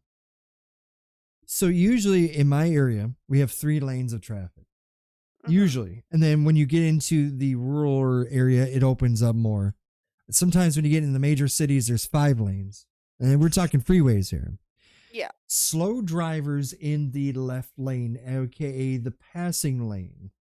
Now, here in my state, it's called the passing lane. Well, we used to call it the fast lane, slow lane. Slow lane would be the right lane. Mhm. The fast lane was the left lane. Now, it Yep. was just nicknamed that, or it was known. It was not really supposed to be like that. It wasn't written down in the book, but that's the way it has to be. And that's how that's how it was. Now, I myself, because of the fact when especially like when I travel on the west side of my state, there's usually down to 2 lanes, right Mhm. lane, left lane. That's it. And we're talking 40 miles plus like this at a time, a stretch. So, and in red lane, there's always semi trucks. You know, there's the Mack trucks, the whatever Mhm. trucks there is. There's always those 53 footers. You know, the big trucks, Yeah. semi trucks. So you have to go left of them and hang and go back in front, right? So I would just stay in the left lane because I always do. And I'm doing 70, which is the speed limit because I obey the speed limit. It's a recommendation. Unlike you and my friend Blondie. And I would stay in that lane and then I would get people flashing their headlights at me. Now, the first time that really happened years ago, it spooked me. I thought, what the hell's going on? I thought it was a cop, because Mhm. cop lights flash. So I'm thinking, okay, I don't see red and blue, so it's not a cop. This person, they're flashing their beams at me to get over. I'm like, you don't own this damn road. I'm gonna do 70 whether I like it or not, and I'm in the left lane. A person went around me to the right, flipped me off, cut in front of me, started slowing down so I can almost say we don't play nicely here in my state. Yeah, lucky you don't get Yeah, shot for 'cause doing do so. you really think we play nicely here? Well, see the It's problem. it's too hot to play nice in Florida. Well, see the problem is though is a lot of people don't realize it is the left lane and legally is supposed to be just for passing, and then you're supposed to merge back to the right lane. So that's what that is. But a lot of people don't do that. They assume that the left lane is the fast lane, blah blah blah. So that is a peeve of mine. Like I can't. I have to be. If I want to stay in one lane, I shouldn't be flashed. Shouldn't have being honked. They shouldn't ride my bumper because they're unless you're my hemorrhoid, get off my ass kind of a scenario. I'm serious. It's the things like some of the things I can't stand, you know? I mean, obviously, I've told you guys about how it is here in my state with driving. I can't stand the slow drivers. I don't know how many times I've been told to calm down Calm down. because of slow drivers in front of me. They irritate me. If you're not gonna at least okay, I'm okay if they're doing the speed limit, but if they're doing under the speed limit, that's where I draw the line. That's when I get really mad. And So that's when I'll start like yelling and telling them to push their gas pedal or get out of my way. so to be clear, if I were to be in the vehicle with a bunny, I would have to either do my Hail Marys or be double seatbelted like a NASCAR driver and pray to my God of choice. No, no, no, cactus, no. That's Do you that's pushing it. have you been checked for lead poisoning in your shoes? Lead? No, Because you're lead pedal foot? I know. No. Okay. Trust me, I get my lead foot from my mom. See, I can't. See, Blondie's kind of like that too. My friend, she'll drive. She said just like you. Speed limits are a just a what is it? It's a Suggestion. recommendation. Yeah. She has that same mindset too. But see, and then she breaks at the last second. When you see when pet peeve number whatever, if you see brake lights and if somebody ahead of me, if I'm driving and I see brake lights on that car ahead of me and starts to brake, I immediately do two things. Immediate reaction, get off the gas pedal, let off it immediately, and or I start braking or I have my foot right on top of the brake ready to brake, or I'm soft braking, just starting to brake a little bit, but the brake lights don't go on. She will wait till the last second to start braking. I'm like, he's braking, slow down. And we get into it. We get into it a lot on the freeways too, because she'll ride people's. She'll totally disagree with it, but that's the truth. And I'm like, they're slowing down up there because when you're doing 60 miles an hour, you're moving 88 feet a second. The velocity of 60 miles per hour is 88 feet a second. So within 3 seconds or 4 seconds, you are clearing a football field. Think about 4 seconds, boom, that's it. So that person ahead of you is stopping. You can't see how slow they're stopping because you're still in this motion and they're going like this.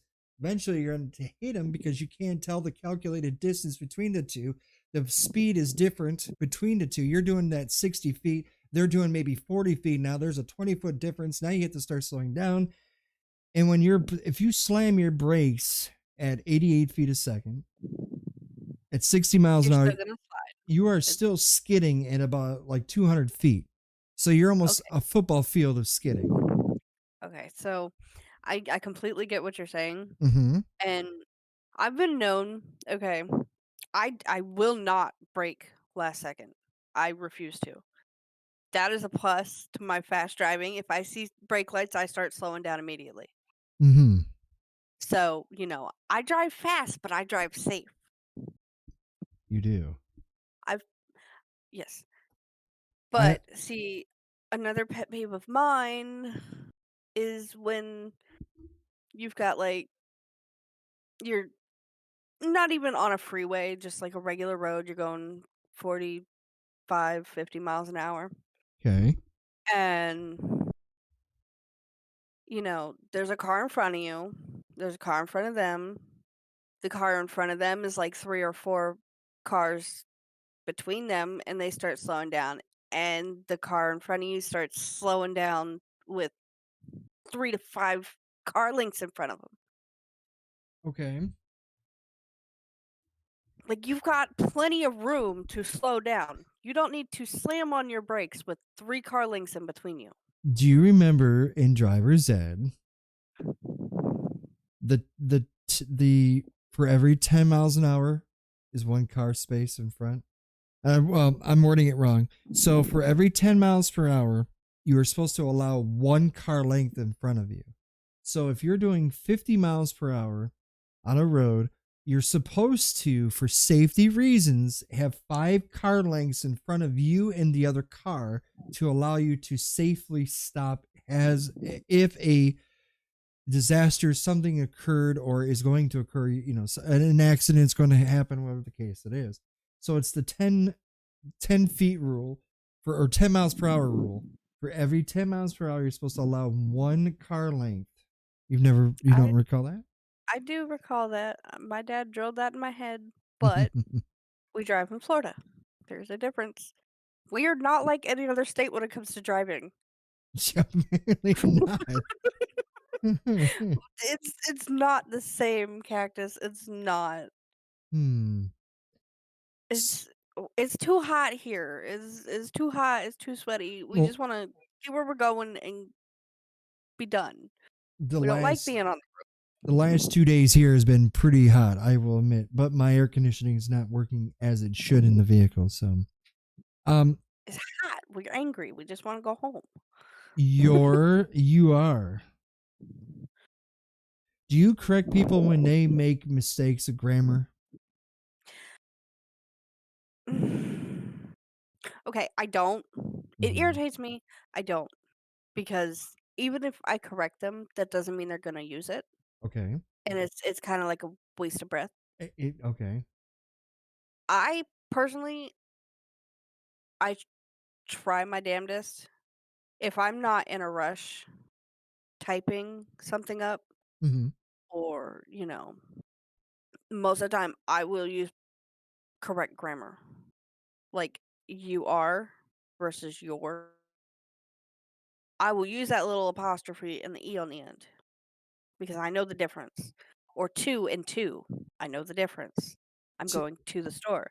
I want to go with you too. I as know in the difference. also, yes. Yes, I know the difference. The other day, I was live streaming a game, and I think you were part of it.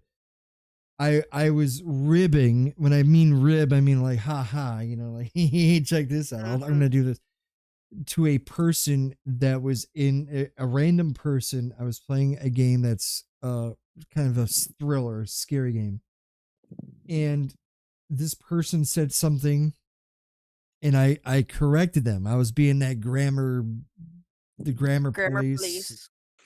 and then they turn around and they rebutted with a correction of something I said wrong.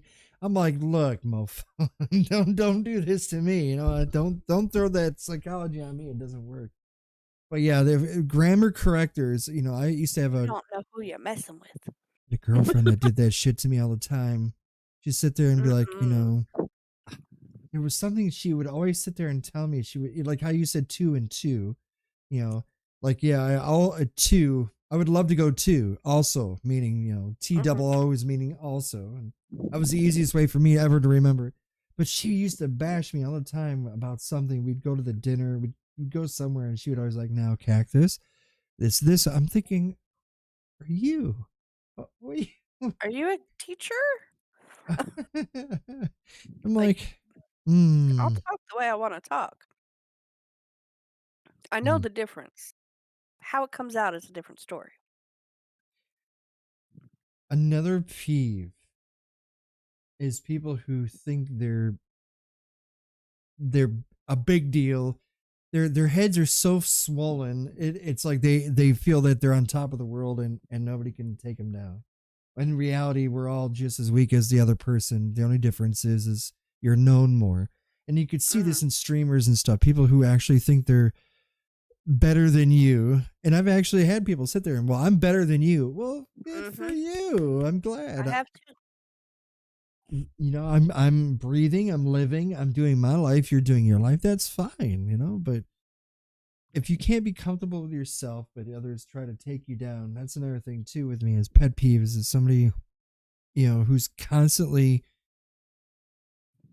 always pointing out the facts. They have money or they do this. That's cool and stuff. We all like to have it, but I don't know. There's all kinds of stuff. So, Hmm. when's the last time you LOL'd? Dot dot dot.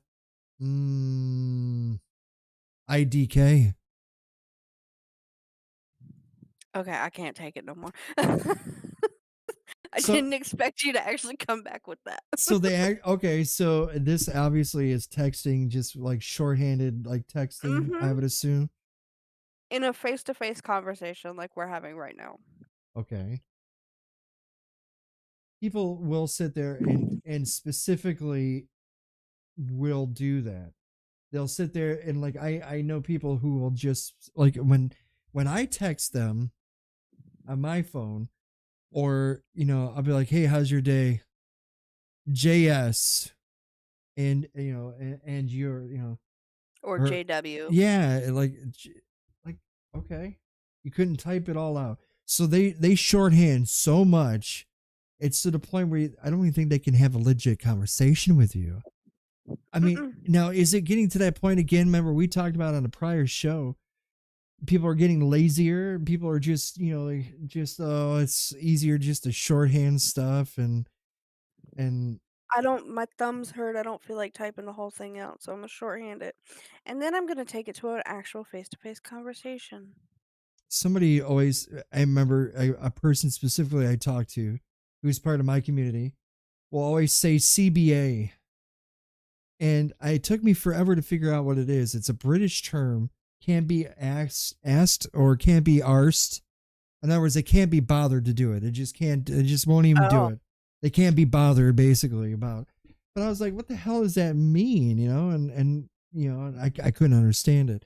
Or when they said more graphically, they would say something. I'm like, what does that mean? And they would say, oh, it's this. I'm like, oh my god. So yeah, I mean, shorthand. People say stuff all the time that are LOL or OMG or OMFG. You know, BRB, and right? that's fine in a texting conversation. Ooh, how about like literally? That is so cool. Literally. Now I tend to say literally too occasionally, but I don't say it as often as some people do. Like literally, they'll say literally in every literally sentence. Every sentence literally will have the word literally in it. It's like, Mhm. could you not say that word anymore? It's like, mm Okay, when I was living in the northern states, hmm. I had this one neighbor, and I loved her to death, but every time someone would say something, Hmm. she would say literally. Every single time. Like literally, he was wearing the same clothes last week as he is today. Like, okay. I mean, I can see literally when somebody says literally, they're trying to make it sound Emphasize. emphasize, yeah, the conversation, add a little flavor to it. But But when you say it that often, it kinda just gets annoying, but what but can you do? well, sweetheart, you could do this stuff. Or, hey, buddy, how are you? That's one of my peeves. When I go to a bar or a restaurant and the waitress or waiter will be, hey, buddy, how you doing? Or the girl will be like, hey, sweetheart, my name is Jessica. I'll be your waitress today. Okay, don't call me sweetheart. Or don't call me buddy because I don't know you from Jack from Adam. And I don't know who the hell you are, lady. So why are you saying sweetheart to me? It just gets under my skin. I mean, they're doing it, they're being They're doing nice. it to be polite, I but, know. But when they sit there and they're like, you don't have to "Hi, use pet sweetheart, how you names. doing?" It's like, why are you touching my shoulder? Do you, it "Did you wash irritates your me. hands?" Right, yeah. Did you touch something you shouldn't have touched before you touched my shoulder? It just irritates me. The only person that I would want to be called, like close friends will call me buddy or hey bud or hey man, Mhm. what's up? I could understand that. But "Hey, buddy." when you call when yeah, hey buddy. When a person like I look at it as two ways. Now this is just me. My example again, when a waitress is, hey sweetheart, how you doing today? She's being budsy to me to the point where she would probably would want a bigger tip out of Yeah. me. I look at it as a money grab to a degree. I know that sounds really dumb and stupid, and it sounds very, because they'd live for the tips. I understand it totally 100%. But calling me sweetheart, or the only person I want to call me sweetheart basically is my girlfriend. If I had a girlfriend, Exactly. we have that bond together. Hey, sweetheart, how you doing? You know, I Mhm. could get that because that's just part of relationships. But when you're a total stranger calling me buddy or sweetheart or hey dear or hey baby or or sir, not a big fan of sir because I'm not 40 plus, getting there but not yet. I don't want to be Yeah, called. I don't like being called ma'am because 'cause I'm not a blue-haired old lady. You're not Mickey Lawrence. Come on. That's how my mama used to put it all the time. You're not a mama's family. I just it just irritates. It's just my little pet peeve. I don't like being called those because it's just not for me. Moving on though. One thing I can't stand, Mm-hmm. the only person I can stand this from is my husband. But if I was to be driving in the car and I have, say, a friend of mine, my sisters, my brothers, anybody in the car with me, Mm-hmm. and I'm listening to something on the radio Uh and they change it. oh. Oh yeah. Oh ooh, No, no. yes. It's a big Oh, no-no. I've had I'm people do sorry. that. I'm the driver. Mm. They My don't music is what we're listening to. they don't ask. They don't even suggest. They just literally go up to it and flick it. Or they'll turn it off. Completely turn it off. Like I'm listening to my favorite song, I'm like just vibing to it, all of a sudden click. Yeah. Excuse you. I'm Go on. sorry. Yeah. Here, let me pull over real quick. Like, what the hell are you touching my music for? You didn't say This is where the this is where the ejector seats come in. James Bond. Woof. See ya, bye. Yeah. Patent by Bunny Fufu, 2021. Copyright. I can see it. Yeah, just see Amy? check. Do not mess with radio. I mean, it's sad where we have to label things, and I mean by label as in like physical labels. Do not touch. Closed door, locked door at night. I mean, basic functional things as a human. Hello, but don't touch that. Yeah, don't friggin' touch. Don't touch my radio. Yeah, or the windows. That's another thing too. They'll sit there. They'll play with the button. They'll roll the window down, roll it back up, roll it down. Kids are unanimous for that. It drives me up a wall when kids mess with the window button I'm and talking up and down. adults do this too. I could see maybe Yeah, kids do it for fun kicks, but I mean, if you're an adult, come on, yeah, come on now. you know what you're doing. Yeah, exactly. You're irritating the hell out of me. Mhm. uh, mm, the windows to the wall. That'd be funny as hell. What about like when somebody's like, well, where was the last place you had it? Like, say if you lost something, like say you're looking for your hair clip, okay, you're looking for this, but you lost it, and somebody's like, well, where was the last place you had it? Or do you Moms are remember very last? moms are very known for this. I And could see I that. will admit I've done it a couple times. Hubs will ask where his wallet is, and I'll be like, "Well, where'd you put it?" Yeah, or where's the last time you saw it? Or But but I always help him find it. well, see that, yeah, that is something, yeah, but it's I guess it's to help you remember because to take steps back and like can you retrace your steps? That's another one too. Well, retrace your Yeah. steps. Well, okay, cardboard I have boxes. memory issues, first off. I can't even remember what I had for breakfast half the time. How you gonna expect me to retrace my steps in the last couple days? Well, it was like Blondie and I had a blonde moment the other day. We were like, damn, we were talking about this last night when I went for a walk, and she was like, where was that place? We must have been gone for a while because we don't remember a part of a tree being cut or whatever, something about a Yeah. tree. And we're like, damn, where were we? And then we realized, oh yeah, we were on the other part of the, we were in the other county, and we totally forgot where we were at. But it's like you had to retrace your steps, or like if you lose your keys. I'll tell you though, I always had a little thing where I thought this would be the most ingenious thing. Say, for example, well, car alarms nowadays don't really go off. You could slam your hood and it really doesn't do anything. I guess I don't even know if Yeah. car alarms work like they should. Like if you open or break the door, I don't say do it, but I'm just asking, does it really go off? The alarm go off? Because you used to be able to pound, radio bass music would turn on the alarms. But I always thought, what if they had a little keychain? Like if your alarm was going off, like if you're in the mall, your car alarm's going off, but you're totally oblivious to it. You don't hear it. You're in the mall, for Christ's sake. You're not in the parking lot. Yep. Eventually, by the time you're 2-3 hours, that the thing is still going off, which it shouldn't. But if it was, it would eventually wear down your battery. Now you're like, oh shit! Now I need something to jumpstart my car. But what if you had a little copyright 2021 by Squeamish Cactus? What if you had a little like alarm thing, like a little keychain? Like you have your keys, and it looks kind of like the little thing, but it was a little alarm, like it would chirp or vibrate when your alarm was going off in your vehicle.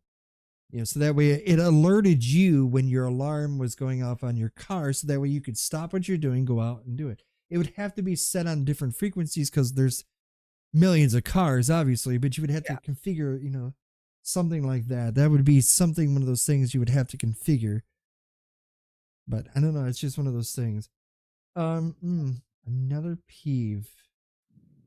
So I got one. You got one? Okay, let's Yeah. hear it. I get this a lot. Uh oh. I don't know why, but then again, I do know why. Okay. But you're looking kind of tired there, Cactus. Uh, oh, I got it. Okay, I thought you were being figuratively, but you're just being okay. Oh, when somebody says that to you directly? Mhm. Oh, I yeah, get yeah. told all the time, I look tired, I'm and sorry, I'm but like, I'm a mom.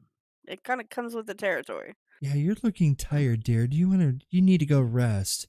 Well, how the hell do you know if I need rest or not? I mean, isn't it kind of a cut down to somebody? You look I mean, tired. even if you get a full night's sleep and you're wide awake and you're well rested and you're Mm-hmm. happy, and someone says, "You look tired," you realize how that brings the whole mood and the whole vibe down because you think you look nice and refreshed, Right. and somebody else is like, "You look like crap." There went that bubble. They just popped that bubble. I've had people say that to me. You're looking kind of I hate it. tired today, Cactus. Okay, I'm sorry I'm not looking as radiant as your ass, but hey, we all have our days. I mean, and somebody's I like, "Oh, you mean, got crows that must have been walking all over you today," or something like, "What? Because of the crow's feet under your eye?" I'm like, "Oh, thank you." not only are you telling me I look tired, but you're also telling me I'm old now. Like, what the hell? Like, that's so rude. If you can't say something nice, don't say it at all. Isn't that what our parents taught us? Mm, at least mine did. Here's one. As I look around the studio, I found one. The lack of outlets.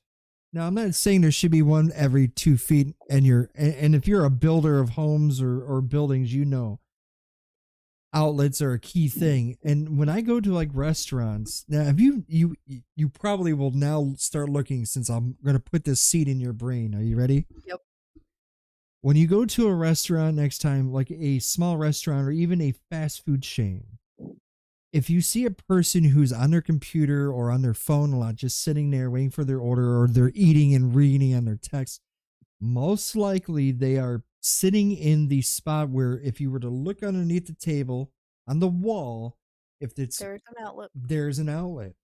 Now I've had those rare things, like as an example, when the power got cut off here under the cardboard box because of a thunderstorm, completely knocked out my power. And I had to we had to call, I had to do some important things, adult things, but I couldn't do it because my battery was really low on my phone. So I had to go to a restaurant, or look for a restaurant that I knew that had Wi-Fi, and also free Wi-Fi, and also an outlet so I could charge my phone, because I was at like Mhm. 7% or something. But I was on the phone for so long on one company because I was like, "Your call is important to us. Please stay on the line and somebody will get to you in 32 minutes." It's like, hell? So I had to do that, but they lack. If you look carefully, you will see there's a lot of times when you go to these chained restaurants, in particular, Mhm. there's only like two or three of them, but they're the hot spots. So if you bring in your phone or your computer, and if it really needs charging, look for it. I guarantee it. It's a peeve, I guess. People call it a pet peeve, I guess. But outlets lack of, yeah, definitely, especially in a home and stuff like that. Okay. My one of my biggest ones. Like beyond. Oh, wait for it. When I'm doing laundry Uh huh. and I'm missing a damn sock after I know I put it in the dryer. Oh, yes, the mysterious sock Where does it eater. go? See, that is the question. Like, that is like the asking the question, what is the meaning of life? Or, how, will we men ever understand women? That is just one of those things. It's like, where does the friggin' sock go? Like, there's What one. happens to it? Does it disintegrate and fall in the holes? Does it like do magic tricks and it makes it disappear? That is a good one. That is a peeve too, because I've Am had I do I need to pull my dryer apart and look under the drum to see if there's a bunch of socks down there? they're Because probably I don't get it. I don't understand where that other sock goes, and I know I put it in there. very well you put two pairs, because I It was in usually there. what I'll do is I'll ball them together, like the tops. I will ball those two Mhm, together so that way they're kept together. And then as sure as hell, I'm done pulling out all the laundry, pulling out the dryer, and there's just that one mysterious sock. Like, where did the other one go? mhm. It's I mean, magic. it's gotten to the point where I've got one of those little mesh bags And to you throw in there. so it's like a little thing that contains just for loose Like items? your socks, your underwear, stuff like that. Gotcha. Yeah. Smaller stuff, especially, as a mom, kid socks. Her socks are like that big. Right, right. They're tiny. They're And hard. They disappear they disappear like Houdini. easily. Her socks are easily the ones that disappear the most, and I literally have to go and buy socks for her Isn't it the all the time. isn't it weird? It's like it's literally like a wormhole. But then how come money never appears in the drive, Amen. It's like The we're socks, kids got the tooth fairy. They lose a tooth, they get money. When's the sock fairy gonna put a fucking dollar in my dryer for the socks that it's taking? right. There's the tooth fairy who delivers money for a tooth of all things, so calcium deposit. But yet Yeah, you can't tell me for that sock, you one can't give sock me you can't should give give me me, a like, dollar or 5 bucks. $2. Yeah, $5. Hell with Give it. me Just 5 bucks to go buy some more so you can take them. crazy prices and socks too, man. Absolutely crazy. Right? Ooh, I thought of one. But this happened not too long ago. I was at my favorite place for coffee. Mhm. A lady ahead of me in particular, she was sitting there. Now, it doesn't take brain science to understand coffee, the definition of coffee, and how to make coffee. If you have questions, you ask the barista or the coffee maker. Yeah. She was literally standing there. She was like, the lady was like, "Hi, can I help you?" And she's like, what comes in that coffee right there?" I mean, she was like she just crawled out of a hole and had no idea how to order coffee. Now, granted, there are She people. didn't have her morning coffee yet, obviously. Touche. She didn't have it. There are people. She was trying to get it. I can understand. It is like if you go to a big chain um, coffee shop, they the ones out the and they have like different names for this. I'll have this with vente with no whip or with 2%. There's all these the lingo, and Yeah. it was kind of weird. It was overwhelming when I first ate. That's why I probably just stick to one drink or two drinks, because that's all I drink there. Yep. But for some people though, it's just like they're unprepared. Like they don't know. I mean, maybe it's their first time there. I don't know. I can't say. So I give a little benefit of the doubt. But then my Yeah, but patience start to run a little bit when, if I you're gonna go through every menu item yeah. asking what's in it, that's when it's like, "Okay, you need to step aside, let me order my drink, then you can go back to it." Another thing too is similar. The other day I got a sub from a local shop, Mhm, and the lady ahead of me, or no, I'm sorry, she was a lady behind me. I was listening because I ordered mine was easy, a number 13, boom, a regular size. That was it. The lady behind me, she ordered like a number 9 or whatever it was, which was basically an Italian sub. mhm, Lettuce, tomato, whatever it is, ham and turkey. So it comes with a specific, it comes ready as a pre-build. Comes with the vinegar sauce dressing or whatever the case it is. So she's sitting. The guy asked her, "So you want everything on the number 9 or whatever it was?" And she said yes. So he starts making it, and she's like, "No, no, no, no, no tomatoes, no juice, no onions."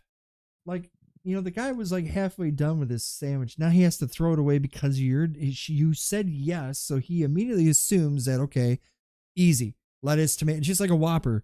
That comes with the pickles, the ketchup, lettuce, mayonnaise, tomatoes, and onions. Boom, done. mhm, Somebody says a regular Whopper, I'm like, oh, okay, yeah, I'm just gonna go and get make it, but then somebody says no tomato. Now you have to throw that out, or at least hope somebody within the next 10 minutes orders a Whopper so it doesn't get thrown. mhm. So she was very picky, but I can understand that. But you kind of want a flow if you're Yeah, especially in a high-ended coffee shop.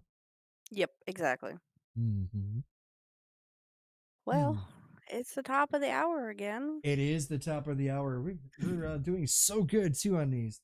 We'll have I to know. revisit more, I guess, in part 3. We're gonna have yeah, this can just continue. Right. Well, it's gonna have to. So we'll take a break. We're gonna go on the third hour of the Megabyte podcast. I am your co-host, Squeamish Cactus, alongside with Bunny Fufu. We will see you guys back here in 3. Alrighty, we are back. Third hour of the Megabyte podcast. I'm your co-host, Squeamish Cactus, alongside Bunny Fufu. Welcome Hello. back. So Welcome now the back to you as well. third hour would be just one of those ones where it's like, holy crap, man. Talking about schooling here. Well, with it being that time of year again for kids to go back to school, whether they are elementary, middle, high school, or even college, it's time for us to take a look at, you know, how things have changed over the years from when we were in school to now. Well, when I was in school, I had to walk barefoot in snow 5 miles to school. Uphill. Uphill, even, yes. Yeah, technology has definitely changed. Today, people are born with computers in their tongues, on their throats, versus us slash 90s and 2000s who were just getting into where it was, you've got mail, or Mhm. the AOL or the AIM and all that stuff. Let's take like as an example. We didn't have a telephone at all in our classrooms. Nope. No The only classroom had the one. only telephone that they had was the intercom Mhm. that you spoke directly to the office. That was it. Yes. Well, for us, yeah, the intercom, you'd be like, "Excuse me, Miss Apple." She'd Mhm. turn and look, and she'd say, "Yeah, go ahead," or "Yes." Could you send Cactus to the principal's office right away? Thank you. Like, oh shit. Okay, what did I do? Yeah, they we didn't have telephones or anything like that. We had TVs when we watched a movie or Oh my learned god, something. those TVs were horrible. And yeah, it was terrible. They were big, clunky, and they were on those push away carts. And you knew and it's like, oh God, I have a math class today. And like, oh no, we have They're a, rolling out the TV, they're we're rolling out. good. Yeah, that's what it was. It's a free day. Oh my god, I feel old just thinking about that. I How remember, excited yeah, we used to get. We used to do the Pledge of Allegiance too. I don't know if they do that today. I don't know, but I remember, like, when I was finishing up high school and stuff, they had stopped doing it, Mm, at least for high school.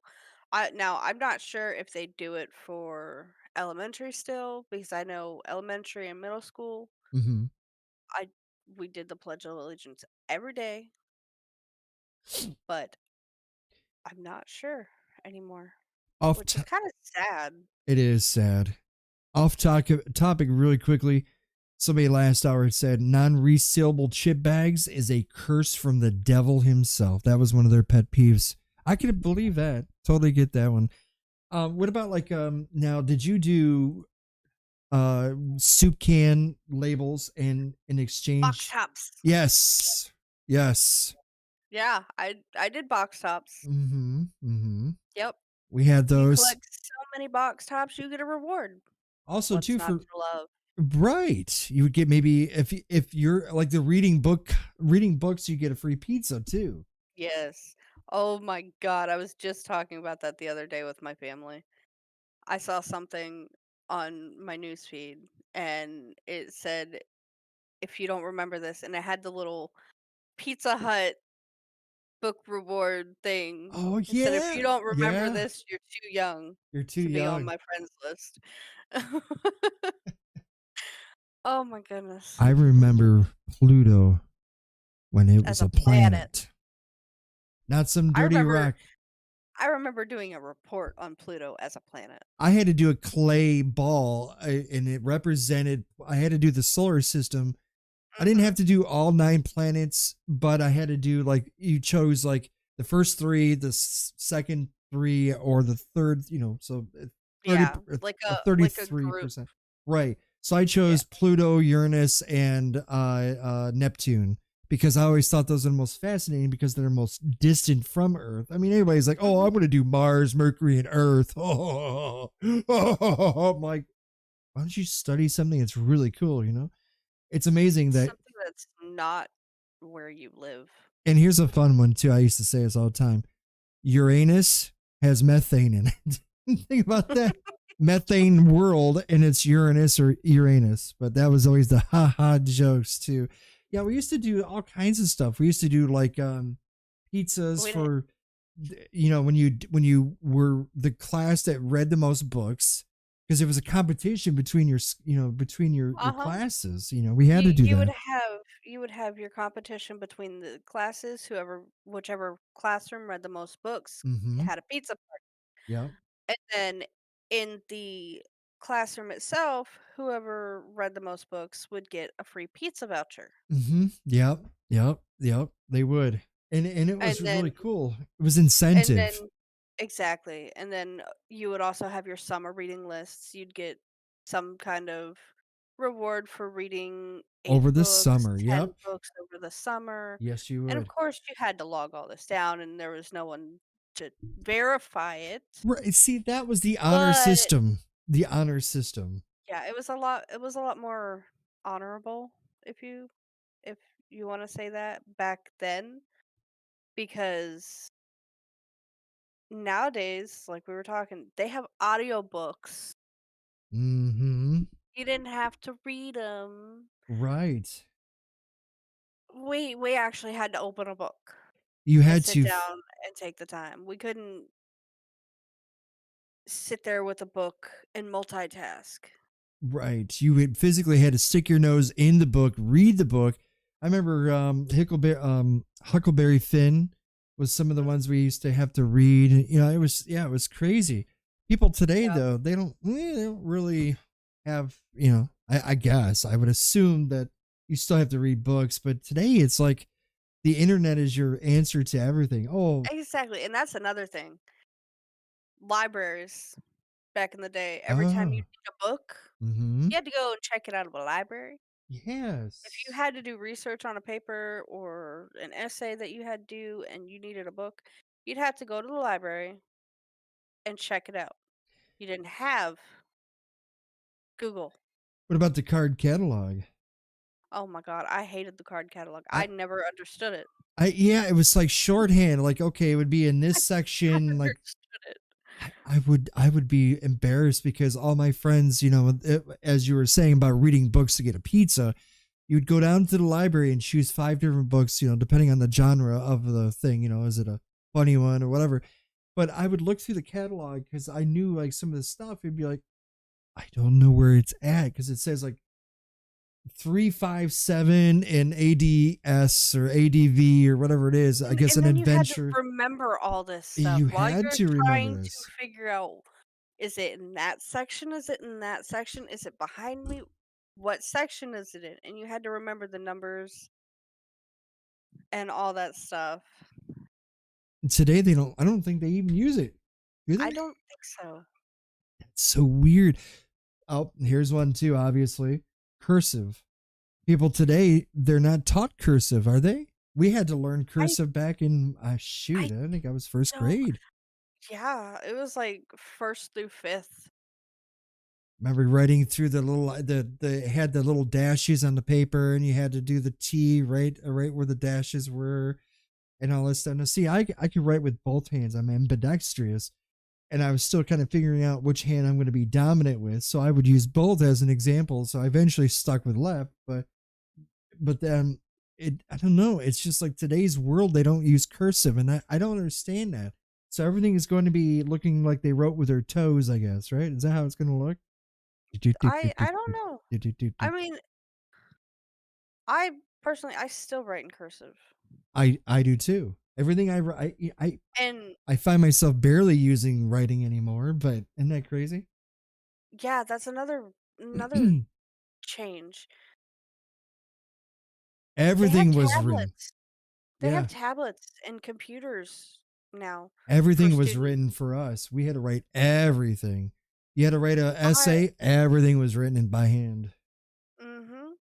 Up until, high school and that it had to be typed up.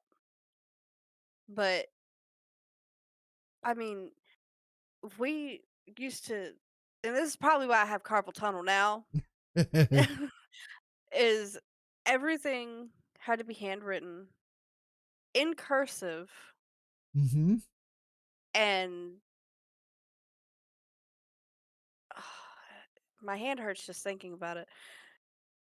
I'm gonna make sure my child knows cursive, whether they teach it in school or not, Right, because right,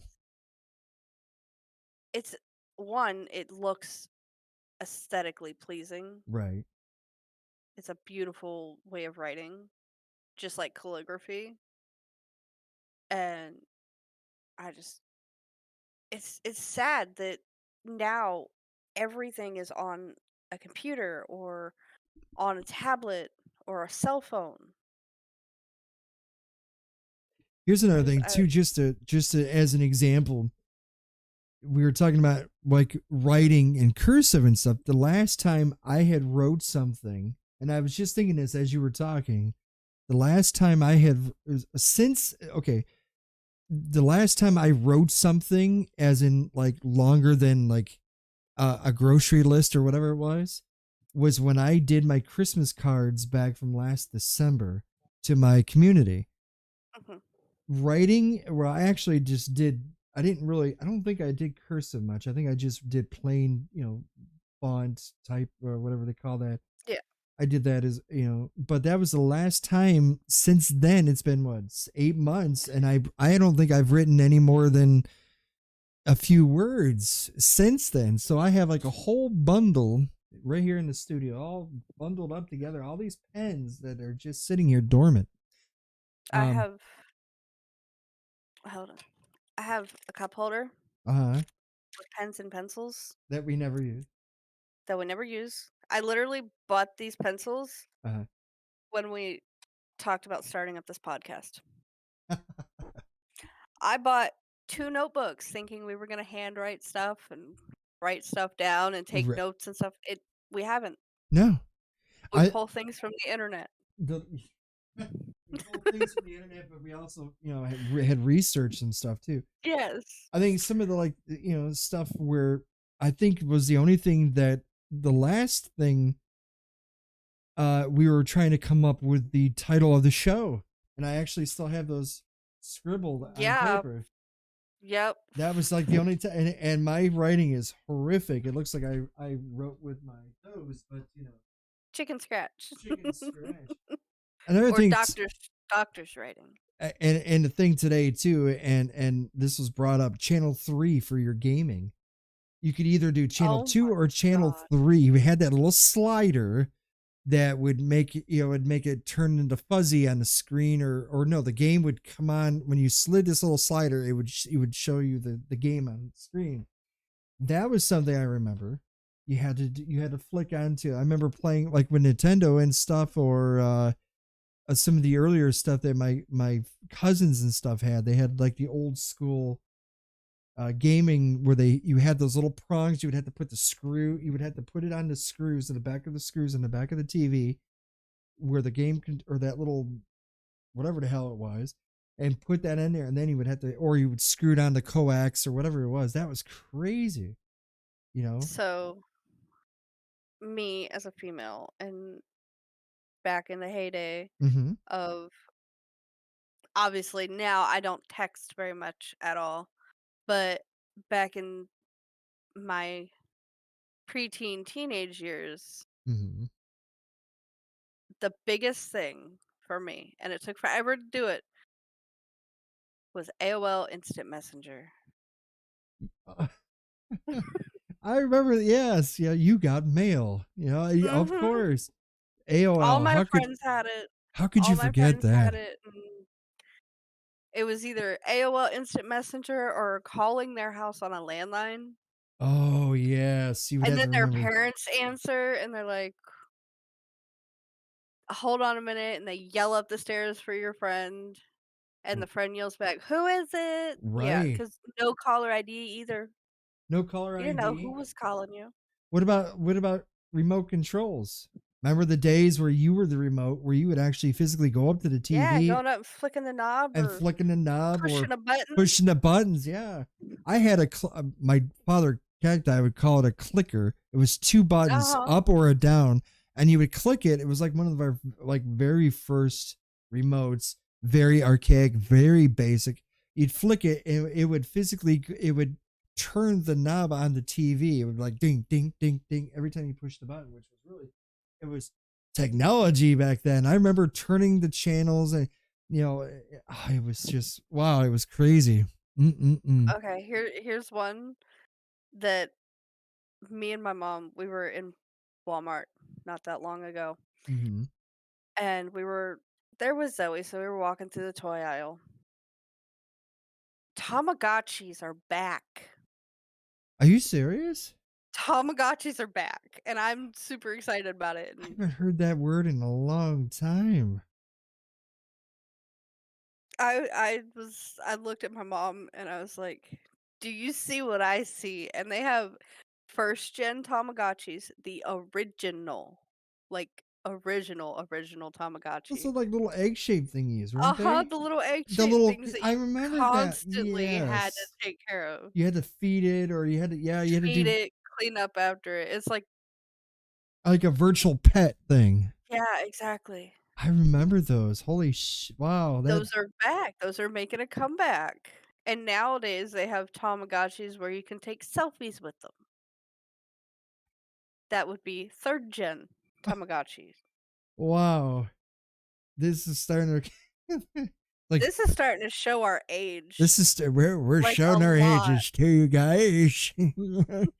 I We're rem- becoming more and more vulnerable by the minute. I remember as you mentioned about the calling your friends and stuff like that. I remember that directly because I would have to, you would remember, like, you remember you were calling your boyfriend or a guy from after school. You would call them at home.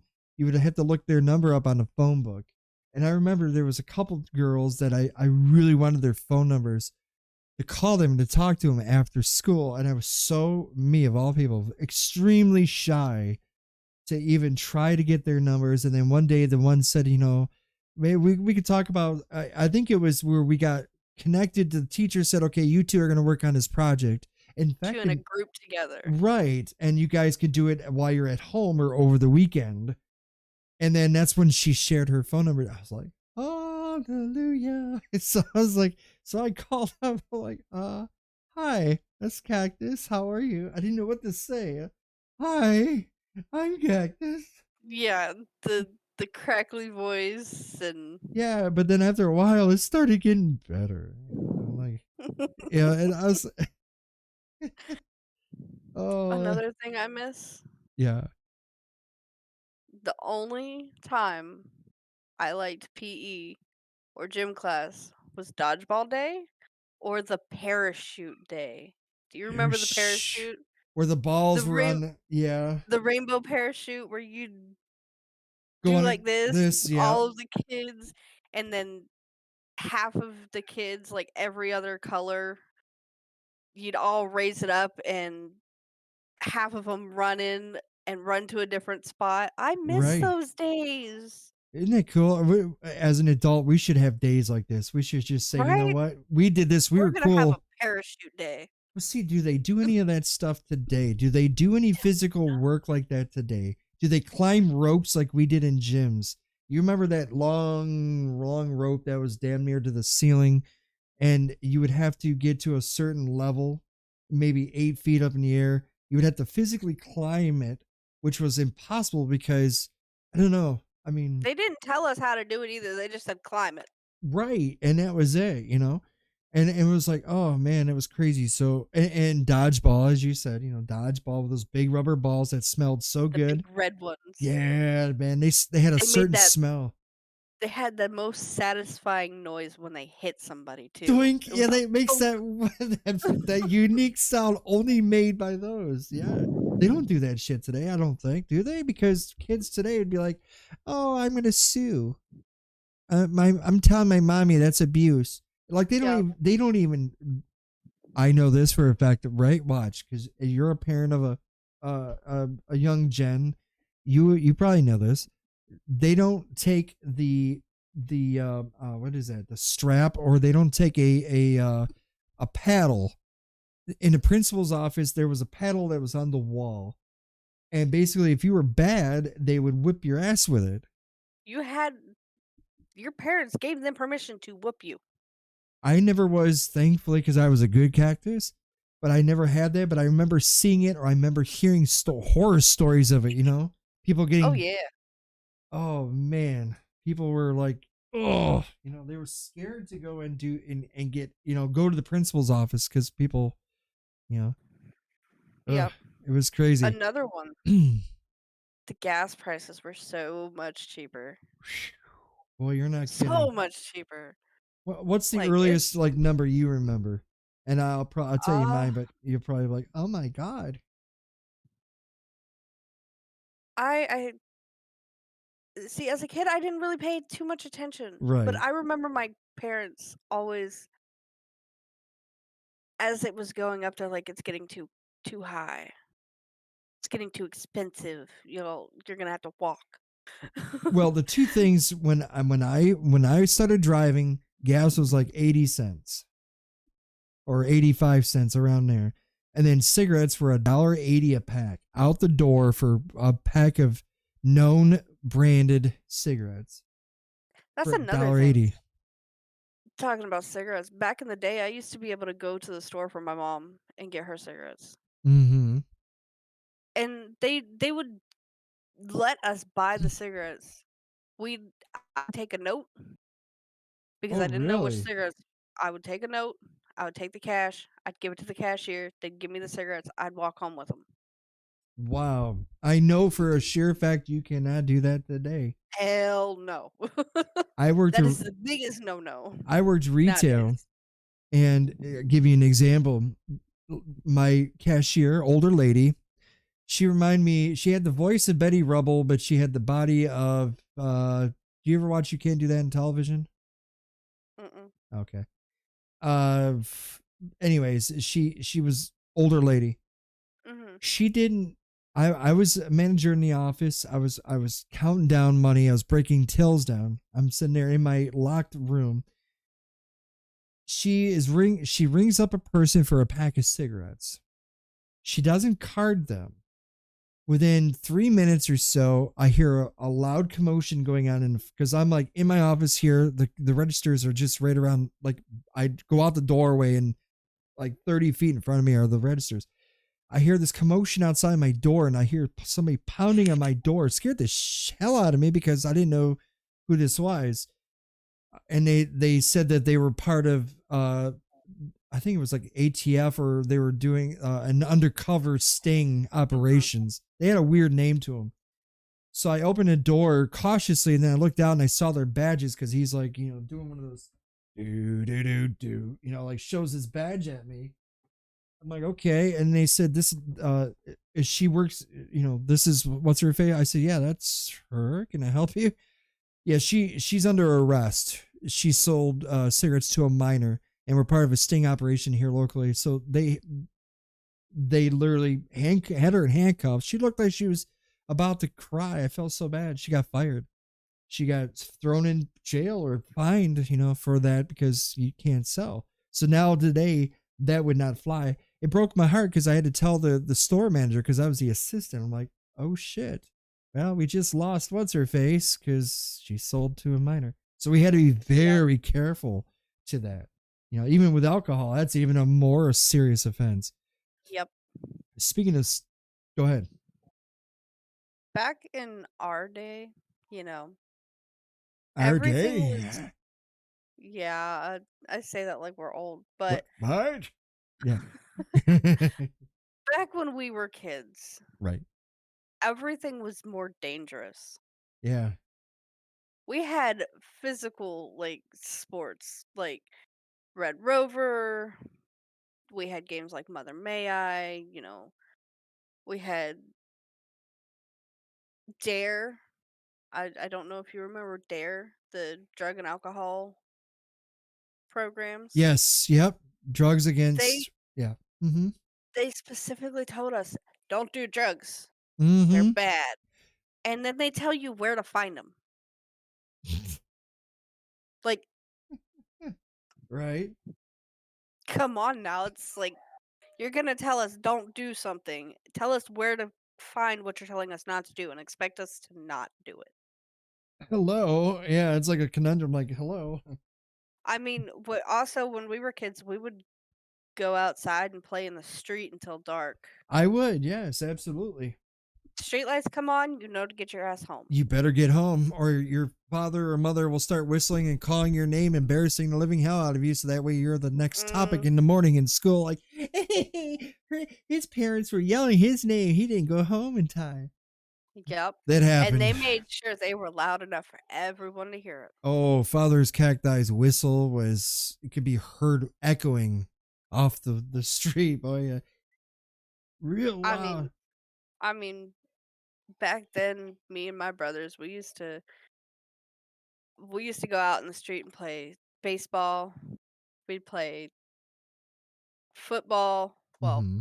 it was only like 5 or 6 of us in the neighborhood, but we'd play football. I remember one time, and this was scary. Like, it's not something you would see happen most times nowadays. When I was a kid, we were in Pennsylvania, and me and my older brother went down the street to mine and his friend's house. Our friends were brother and sister, so we were over there all the time. Mm-hmm. The house across the street had this huge tree, and they were cutting it down. And my other brother and my younger sister were at home right up the road. We could see them from where we were. And my parents were on the porch. Everyone's out. It's a nice summer day, not too hot. And these people were cutting down this tree. And when they cut it down, someone messed up and the Uh tree come down and hit the power lines. oh. Ooh, shocking. The Sorry. power lines snapped and came down. And if my older brother was not there, like my younger Ooh. sister was probably like 3. Ooh. If he wasn't there to grab her, she woulda got hit with those power lines. Everything was more dangerous back then, even being outside. I remember swinging on swing sets, and it was concrete underneath it. It wasn't that spongy, foamy stuff or wood chips or anything like that. I remember Mm-mm. riding my bike without a bike helmet or any kind of pads for my elbows, knees, and toes. Oh my. And now it's mandatory. It is mandatory now. You remember like online games, like when you first started playing a game, how much of a pain in the rump and it was because you'd have to get like the little, you would have to get like a separate thing. Just to It's connect to your game, yeah, like and run it a would separate. take forever Oh, to load in. it would be Forever. especially because of dial up. You know, they didn't. Today's world, Ethernet was that wasn't even a word. Hell, even a router wasn't even a thing. If it was very archaic. It was, crazy. What about like this happened to me a couple times. I'd have to stay after school, not because I was a bad cacti. Let me try it again. Not because I was a bad cacti.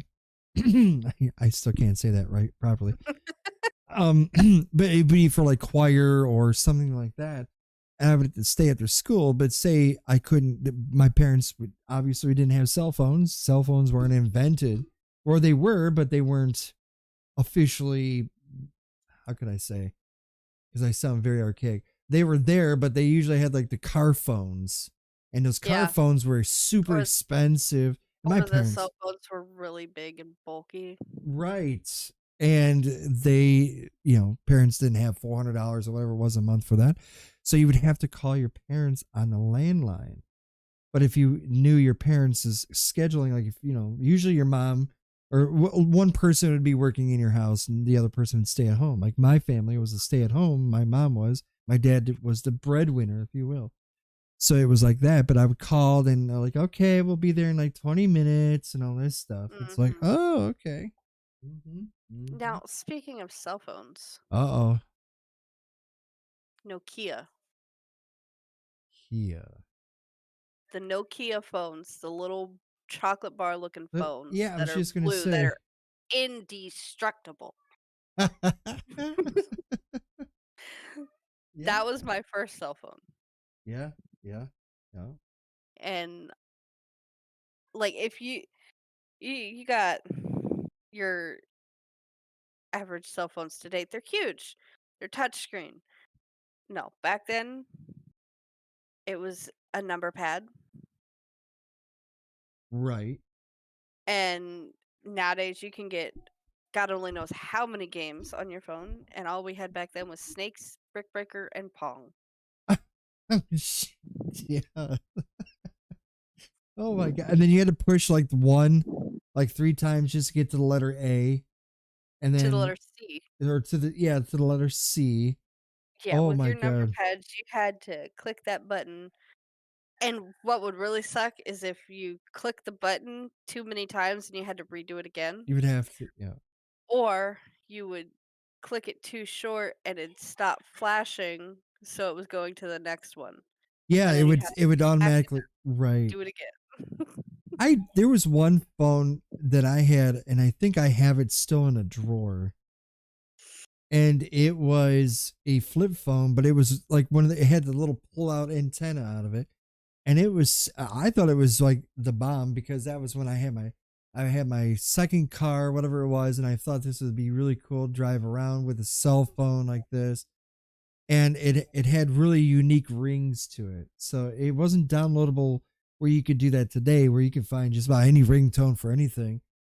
Oh, But yeah. yeah. I mean, when I got my first actual cell phone after the Nokia, my dad had to use this software on his computer to make my ringtones. Oh yeah. And I don't even remember what it was, but I don't remember the software, but I remember me sitting down with my dad for hours going through songs to find a song for my ringtone.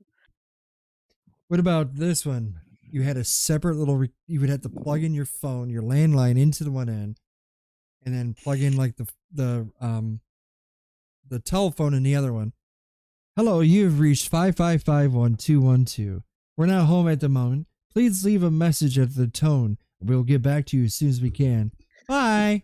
Then we rewind a little bit. Beep. So it was a voice recorder or a The phone first message. the first answering machine. Yes. Remember, and when you would come home and you'd be like, you have 5 new messages. And then when you rewinded to it, and then you're like, beep. And then you'd be like, Message 1. hey, Cactus, this is your employer. We just want to say you're fired. Good luck in life. You're a screw up, fuck up, whatever. Goodbye. Click. Message number 2. You know, like And then you wanna just go back and you're like, what did that say?" you'd have to rewind That's it. Yeah. another thing. That's another thing. When, say, like, a doctor's office called or something Hmm. important and they left a phone number, you had to be ready. Dude, yeah, they're like, you can call us back if blah, blah, blah, blah, blah, blah, blah, blah. Like, whoa, shit, what did she just say? Whoa. You know, hi, You'd this have to is rewind it all the way back to the beginning. this is Dr. Iguana. We're just calling you to say, our number is 5551212. Beep. It's like, or it cuts off the last number as they were talking because they took so damn long. Yep. Or you got those mystery callers who sit there and be dead air for like a minute. You're like, because you see it blinking, you're like, I got a message. And you come home and it's like nothing. You would hear Mhm. nothing. You're like, who the hell is in here? Or you would hear breathing. It was like, Yeah. and they didn't Those have were the color ID. creepy You ones. didn't Those were have the color creepy ID ones. either. It's like, holy what is this? But I remember it's like star 67, star 69. Man, I used to love Yep. doing that shit. Star 69 was best thing for prank calls. Oh my God, it was And ever. star 67 was so that you knew who it was that was calling you when you got prank calls. Hello? Yes. Do you know your refrigerator is running? Is it running? Why, yes, it Yes. is. Then you You better might go wanna go catch catch it.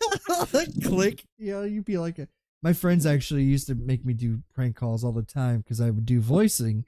And I would always used to do different voices and stuff. And maybe that's where my love for voice acting and voiceovers became and why I so love doing podcasts and anything, behind a mic. But we used to do Another stuff like thing that. another thing that kids don't do today, and I'm Hmm. kinda glad this kinda faded out, ding dong ditch. Oh, Where you'd yeah. run up, ring the doorbell, Bing and bong. run away and hide. Oh, yeah, we used to do that. In fact, we did I that got to in my so much trouble when I was a kid for that stuff because my brothers always talked me into it, and I was oh, always the slowest of the 3 of us, hmm. so I'd always get caught because they wouldn't give me any warning. One thing too, as adding to the star 69 and your story right there, I remember I ordered from a pizza place because this girl in school was a total to me. Uh-huh. So we thought as like a senior prank would be really cool.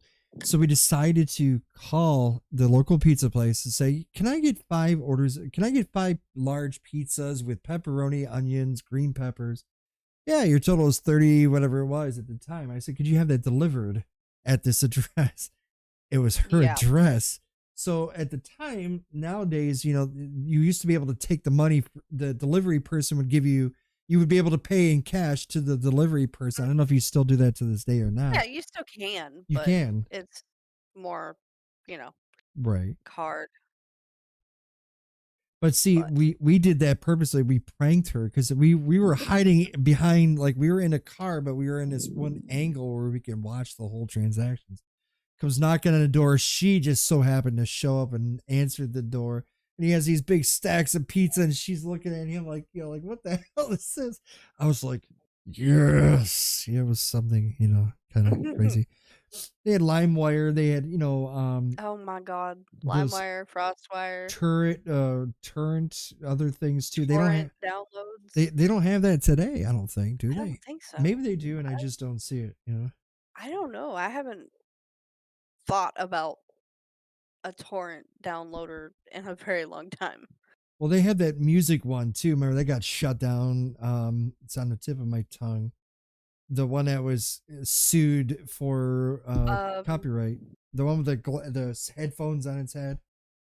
it's a Napster. yeah, that one. I was gonna say Nixter, but Nixter. something. You were close. I was very close. They got nabbed. They should have been Nabster because they got nabbed for that. Yeah. What about like okay, so my our belief now today, everybody can just watch a movie on their phone and their tablets, even on their TV streaming and Yes. computers. When we were kids, we didn't have that luxury unless we had like a portable DVD player, and even that was still in its infancy. Infancy stages. But you think We about had it to though. go to a movie theater or put it okay, I'm showing my age right here. We would have to put a VHS tape in the VCR Uh and record a movie off of the TV. right. Yes, yes, yes, we And did. we still had commercials. You had commercials. Yeah, you had all that fun stuff that you had to watch through, or you had to can fast forward it, whatever the case it was. But And to if you lost your TV remote, you had to sit right there on top of the VHS tape or the but VHS player. But you know what though? It was relaxing because when you're doing all your schoolwork, your classwork, it was like a vacation. When you're watching your movie, like a new movie comes out, like, oh, I can watch it. It was like your mind took a break from classroom stuff. You Mhm. know? For me anyways, I don't know about you, but man, it was the fun thing to do, you know? You were like you Yep. relax in front of the TV and watch this.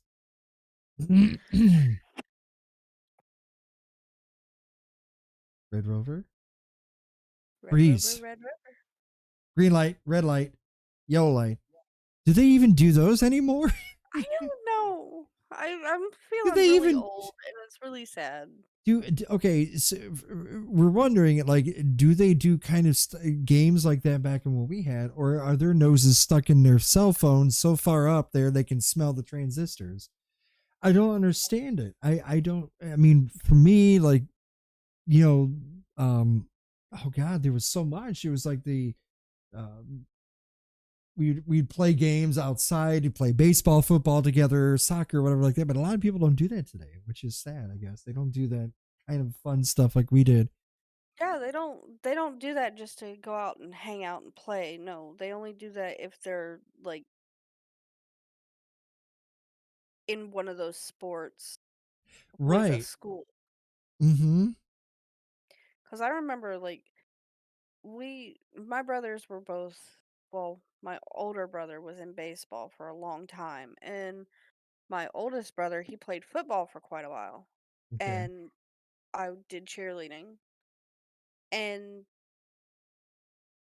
we were always out in the street doing something.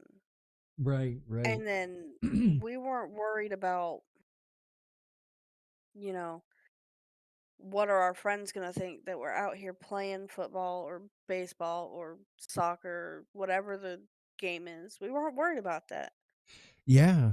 Today it seems like if you're not clicking with the right what's in right Yeah, now the right group. society, yeah, you're shunned or made fun of, which is sad, you know? It's like I was I was kind of a nerd. I liked choir. I did glee club. I did all that stuff. Won state finals, you know, third place state finals for solo singing. So I know you know, like stuff like that. Probably today would be like he's a choir boy or whatever they would call it. Right? I mean, But it's a you're in if you're passionate about something, do it. You know. in school I did, and everyone always picked on me for it. I was in band. Mm-hmm. I played flute, I played clarinet, I played guitar. Remember that time in I've band camp? No, go ahead. didn't go that far. But I did band, I did choir, I did Mm-hmm. Mm-hmm. ROTC in high school. ROTC. Did you get RESPECT? No. Okay, what is okay? I don't know that abbreviation. ROTC is it's JROTC. It's the I can't remember Well, I what gotta count it's that on my fingers and toes. it's the high school military training. What? Yeah. Military training in Mm-mm. I wanted to do it. I wanted to because I had a lot of friends that were in it. and it was we would learn military conduct, we would learn about, like, the ranks and stuff. We'd go out and we'd actually wear uniforms. That's the first I have ever heard of that. We had our dress uniforms, which were the nice dress military Really? suits. We had our class uniforms, which we had to wear once a week, and it was the green shirt with our insignia, our rank insignia, our brass belt, our belt buckle had to be polished. That sounds a We lot had to like wear either nice shoes. Girl Scouts or something, but wow, I didn't know No, that it existed. was really I enjoyed it a lot. I really enjoyed it, and a lot of people used to make fun of us because it was an army-based JROTC. You're on the ground there, caterpillar. Give me 30 push-ups. I'm sorry, but that's We just our we used to get called the pickles in high school because our it was military. It was army greens. oh, I was gonna say, did you have a sour disposition? But okay. No. But it was fun. I enjoyed it. And being in the ROTC for a certain amount of time, you could get scholarships or stuff like that, and Wow. you could go into the army straight from high school. I had Navy recruiters come out to my house before while I was in the ROTC. Damn. See, I've never ever even knew that. I know for a fact that, back in the day, there was a cutoff date, a cutoff year. I don't know what year it was, but I know it was like towards like when you were when you graduated from school, you were supposed to, I believe this was true by law, you were supposed to register to for the army or military services because they would put you in a waiting list just like everybody. You had to sign up for the military. My father had to do it. And funny thing is he got what did he say? It was through the army because he was in the army. He had to he had to sign up for it and everything like that. Like, wow, really? You had to do all that stuff. But I've never heard of this in school like that. I've never Yeah, heard. Was that in public it's school that you were in public school, yeah, or was it a okay? I was going to say, but was the it one of those private schools? But wow, private schools have them too. see, I've never. I'd have to. But it's Junior Reserve Officer Training Corps Mm-hmm. is what JROTC Junior stands for. officer training. Okay, that makes sense now. Okay. It it's a program that prepares high school students for leadership roles while making them aware of their rights, responsibilities, and privileges as American citizens. Hmm. It wasn't a very liked class for a lot of people. Like we all of us in ROTC would get picked on and bullied and teased and stuff, but we also never let it bother us because we were in it for a reason. Hmm. And I loved it. Well, that's. I mean, if you had your heart and passion into it, do they still do those like in your area too? And Yeah, your school? Really? the school that I graduated from, which is actually like right across the street from me, Hmm. my friend's daughter just graduated this year and she was in the ROTC. So they still do it and it's becoming more popular nowadays. But Hmm. See, that's something that's different from back in the younger generation or the older generation. They didn't have stuff like that. see even back then. No, see, I'm in my area because I live in a city to city to city to city kind of a Yeah. place, and I've never heard unless I was totally sleeping in school, which was excuse me, which Probably might possible. possible, but not really. But I don't ever remember seeing anything military. I know they we did have like special guests who came into the class that like a fireman came in, a police officer came in. And I remember firemen came in. I think I said that already. And also I think we had a couple military people come in, but they were just like special Yes. But I've never heard of that in my life. That's really weird. What about like computer basics too? That was another thing. Like basic stuff. I mean, that was when it was infancy stages. Yeah. But you had like those floppy disks. Remember those little ones with a Mhm. hole in the middle? Looked like a Mhm. square cut version of a bagel. Yep. And you would have to stick it in the right way because the film, because you always said don't touch the film part. You'd have to put it Yep. in and then close the door behind it or the little, so it would lock it in. Me, me, me, me. That's what noise it would make. And then it would take forever. And then it finally would load or it would show loading. And Lotus, remember Lotus 123 and Word Perfect back in its old days? I do. I remember those. I don't remember it. You know? No. Oh. I Uh, just know lotus is a flower. oh, back in those days, let me tell you. I'm just a little younger than you, by the way. Just a Just a little little bit. bit. Just a little bit. Well, take my word for it. Back those days, the computers, basically, if you had anything that was computer, like if I wanted to make change, and we talked about this a couple of weeks ago back on a Megabyte podcast, on a previous episode, we were talking about how things, like if I wanted to make the colors of my screen change colors, like HTML and stuff nowadays, but back then I would have to put in like what looked like a Bible of codes, like binary zeros and ones, and all these codes and stuff like this just to make something change color. I remember it would be like 15 pages where this I would have to type in, and if you messed up one little comma or didn't hit a period, it wouldn't work. And you would have to go through all that script just to look and see what the hell it was you messed up on. But yeah, oh yeah, you had to put forward slash and start, and then that would be like, because it was like DOS back then. Mhm. Today, now all I have to do is just power up my computer. I can just put in my password, 1 2 3 4 5 6 7 8 9 0, and boom, it would just starts right up, which is, I don't think they have that today. Everything today is just more simplistic for the kids. As you mentioned, like, Yeah. what about cell phones and classes and pagers? You remember pagers? Oh my god. You were the My big. mom and dad had pagers, and I used to hate when they would go off. Oh my god. You know what 'Cause they father would be so annoying. you know what Father Cacti said to me when I wanted a pager so badly and it was only like $5 a month?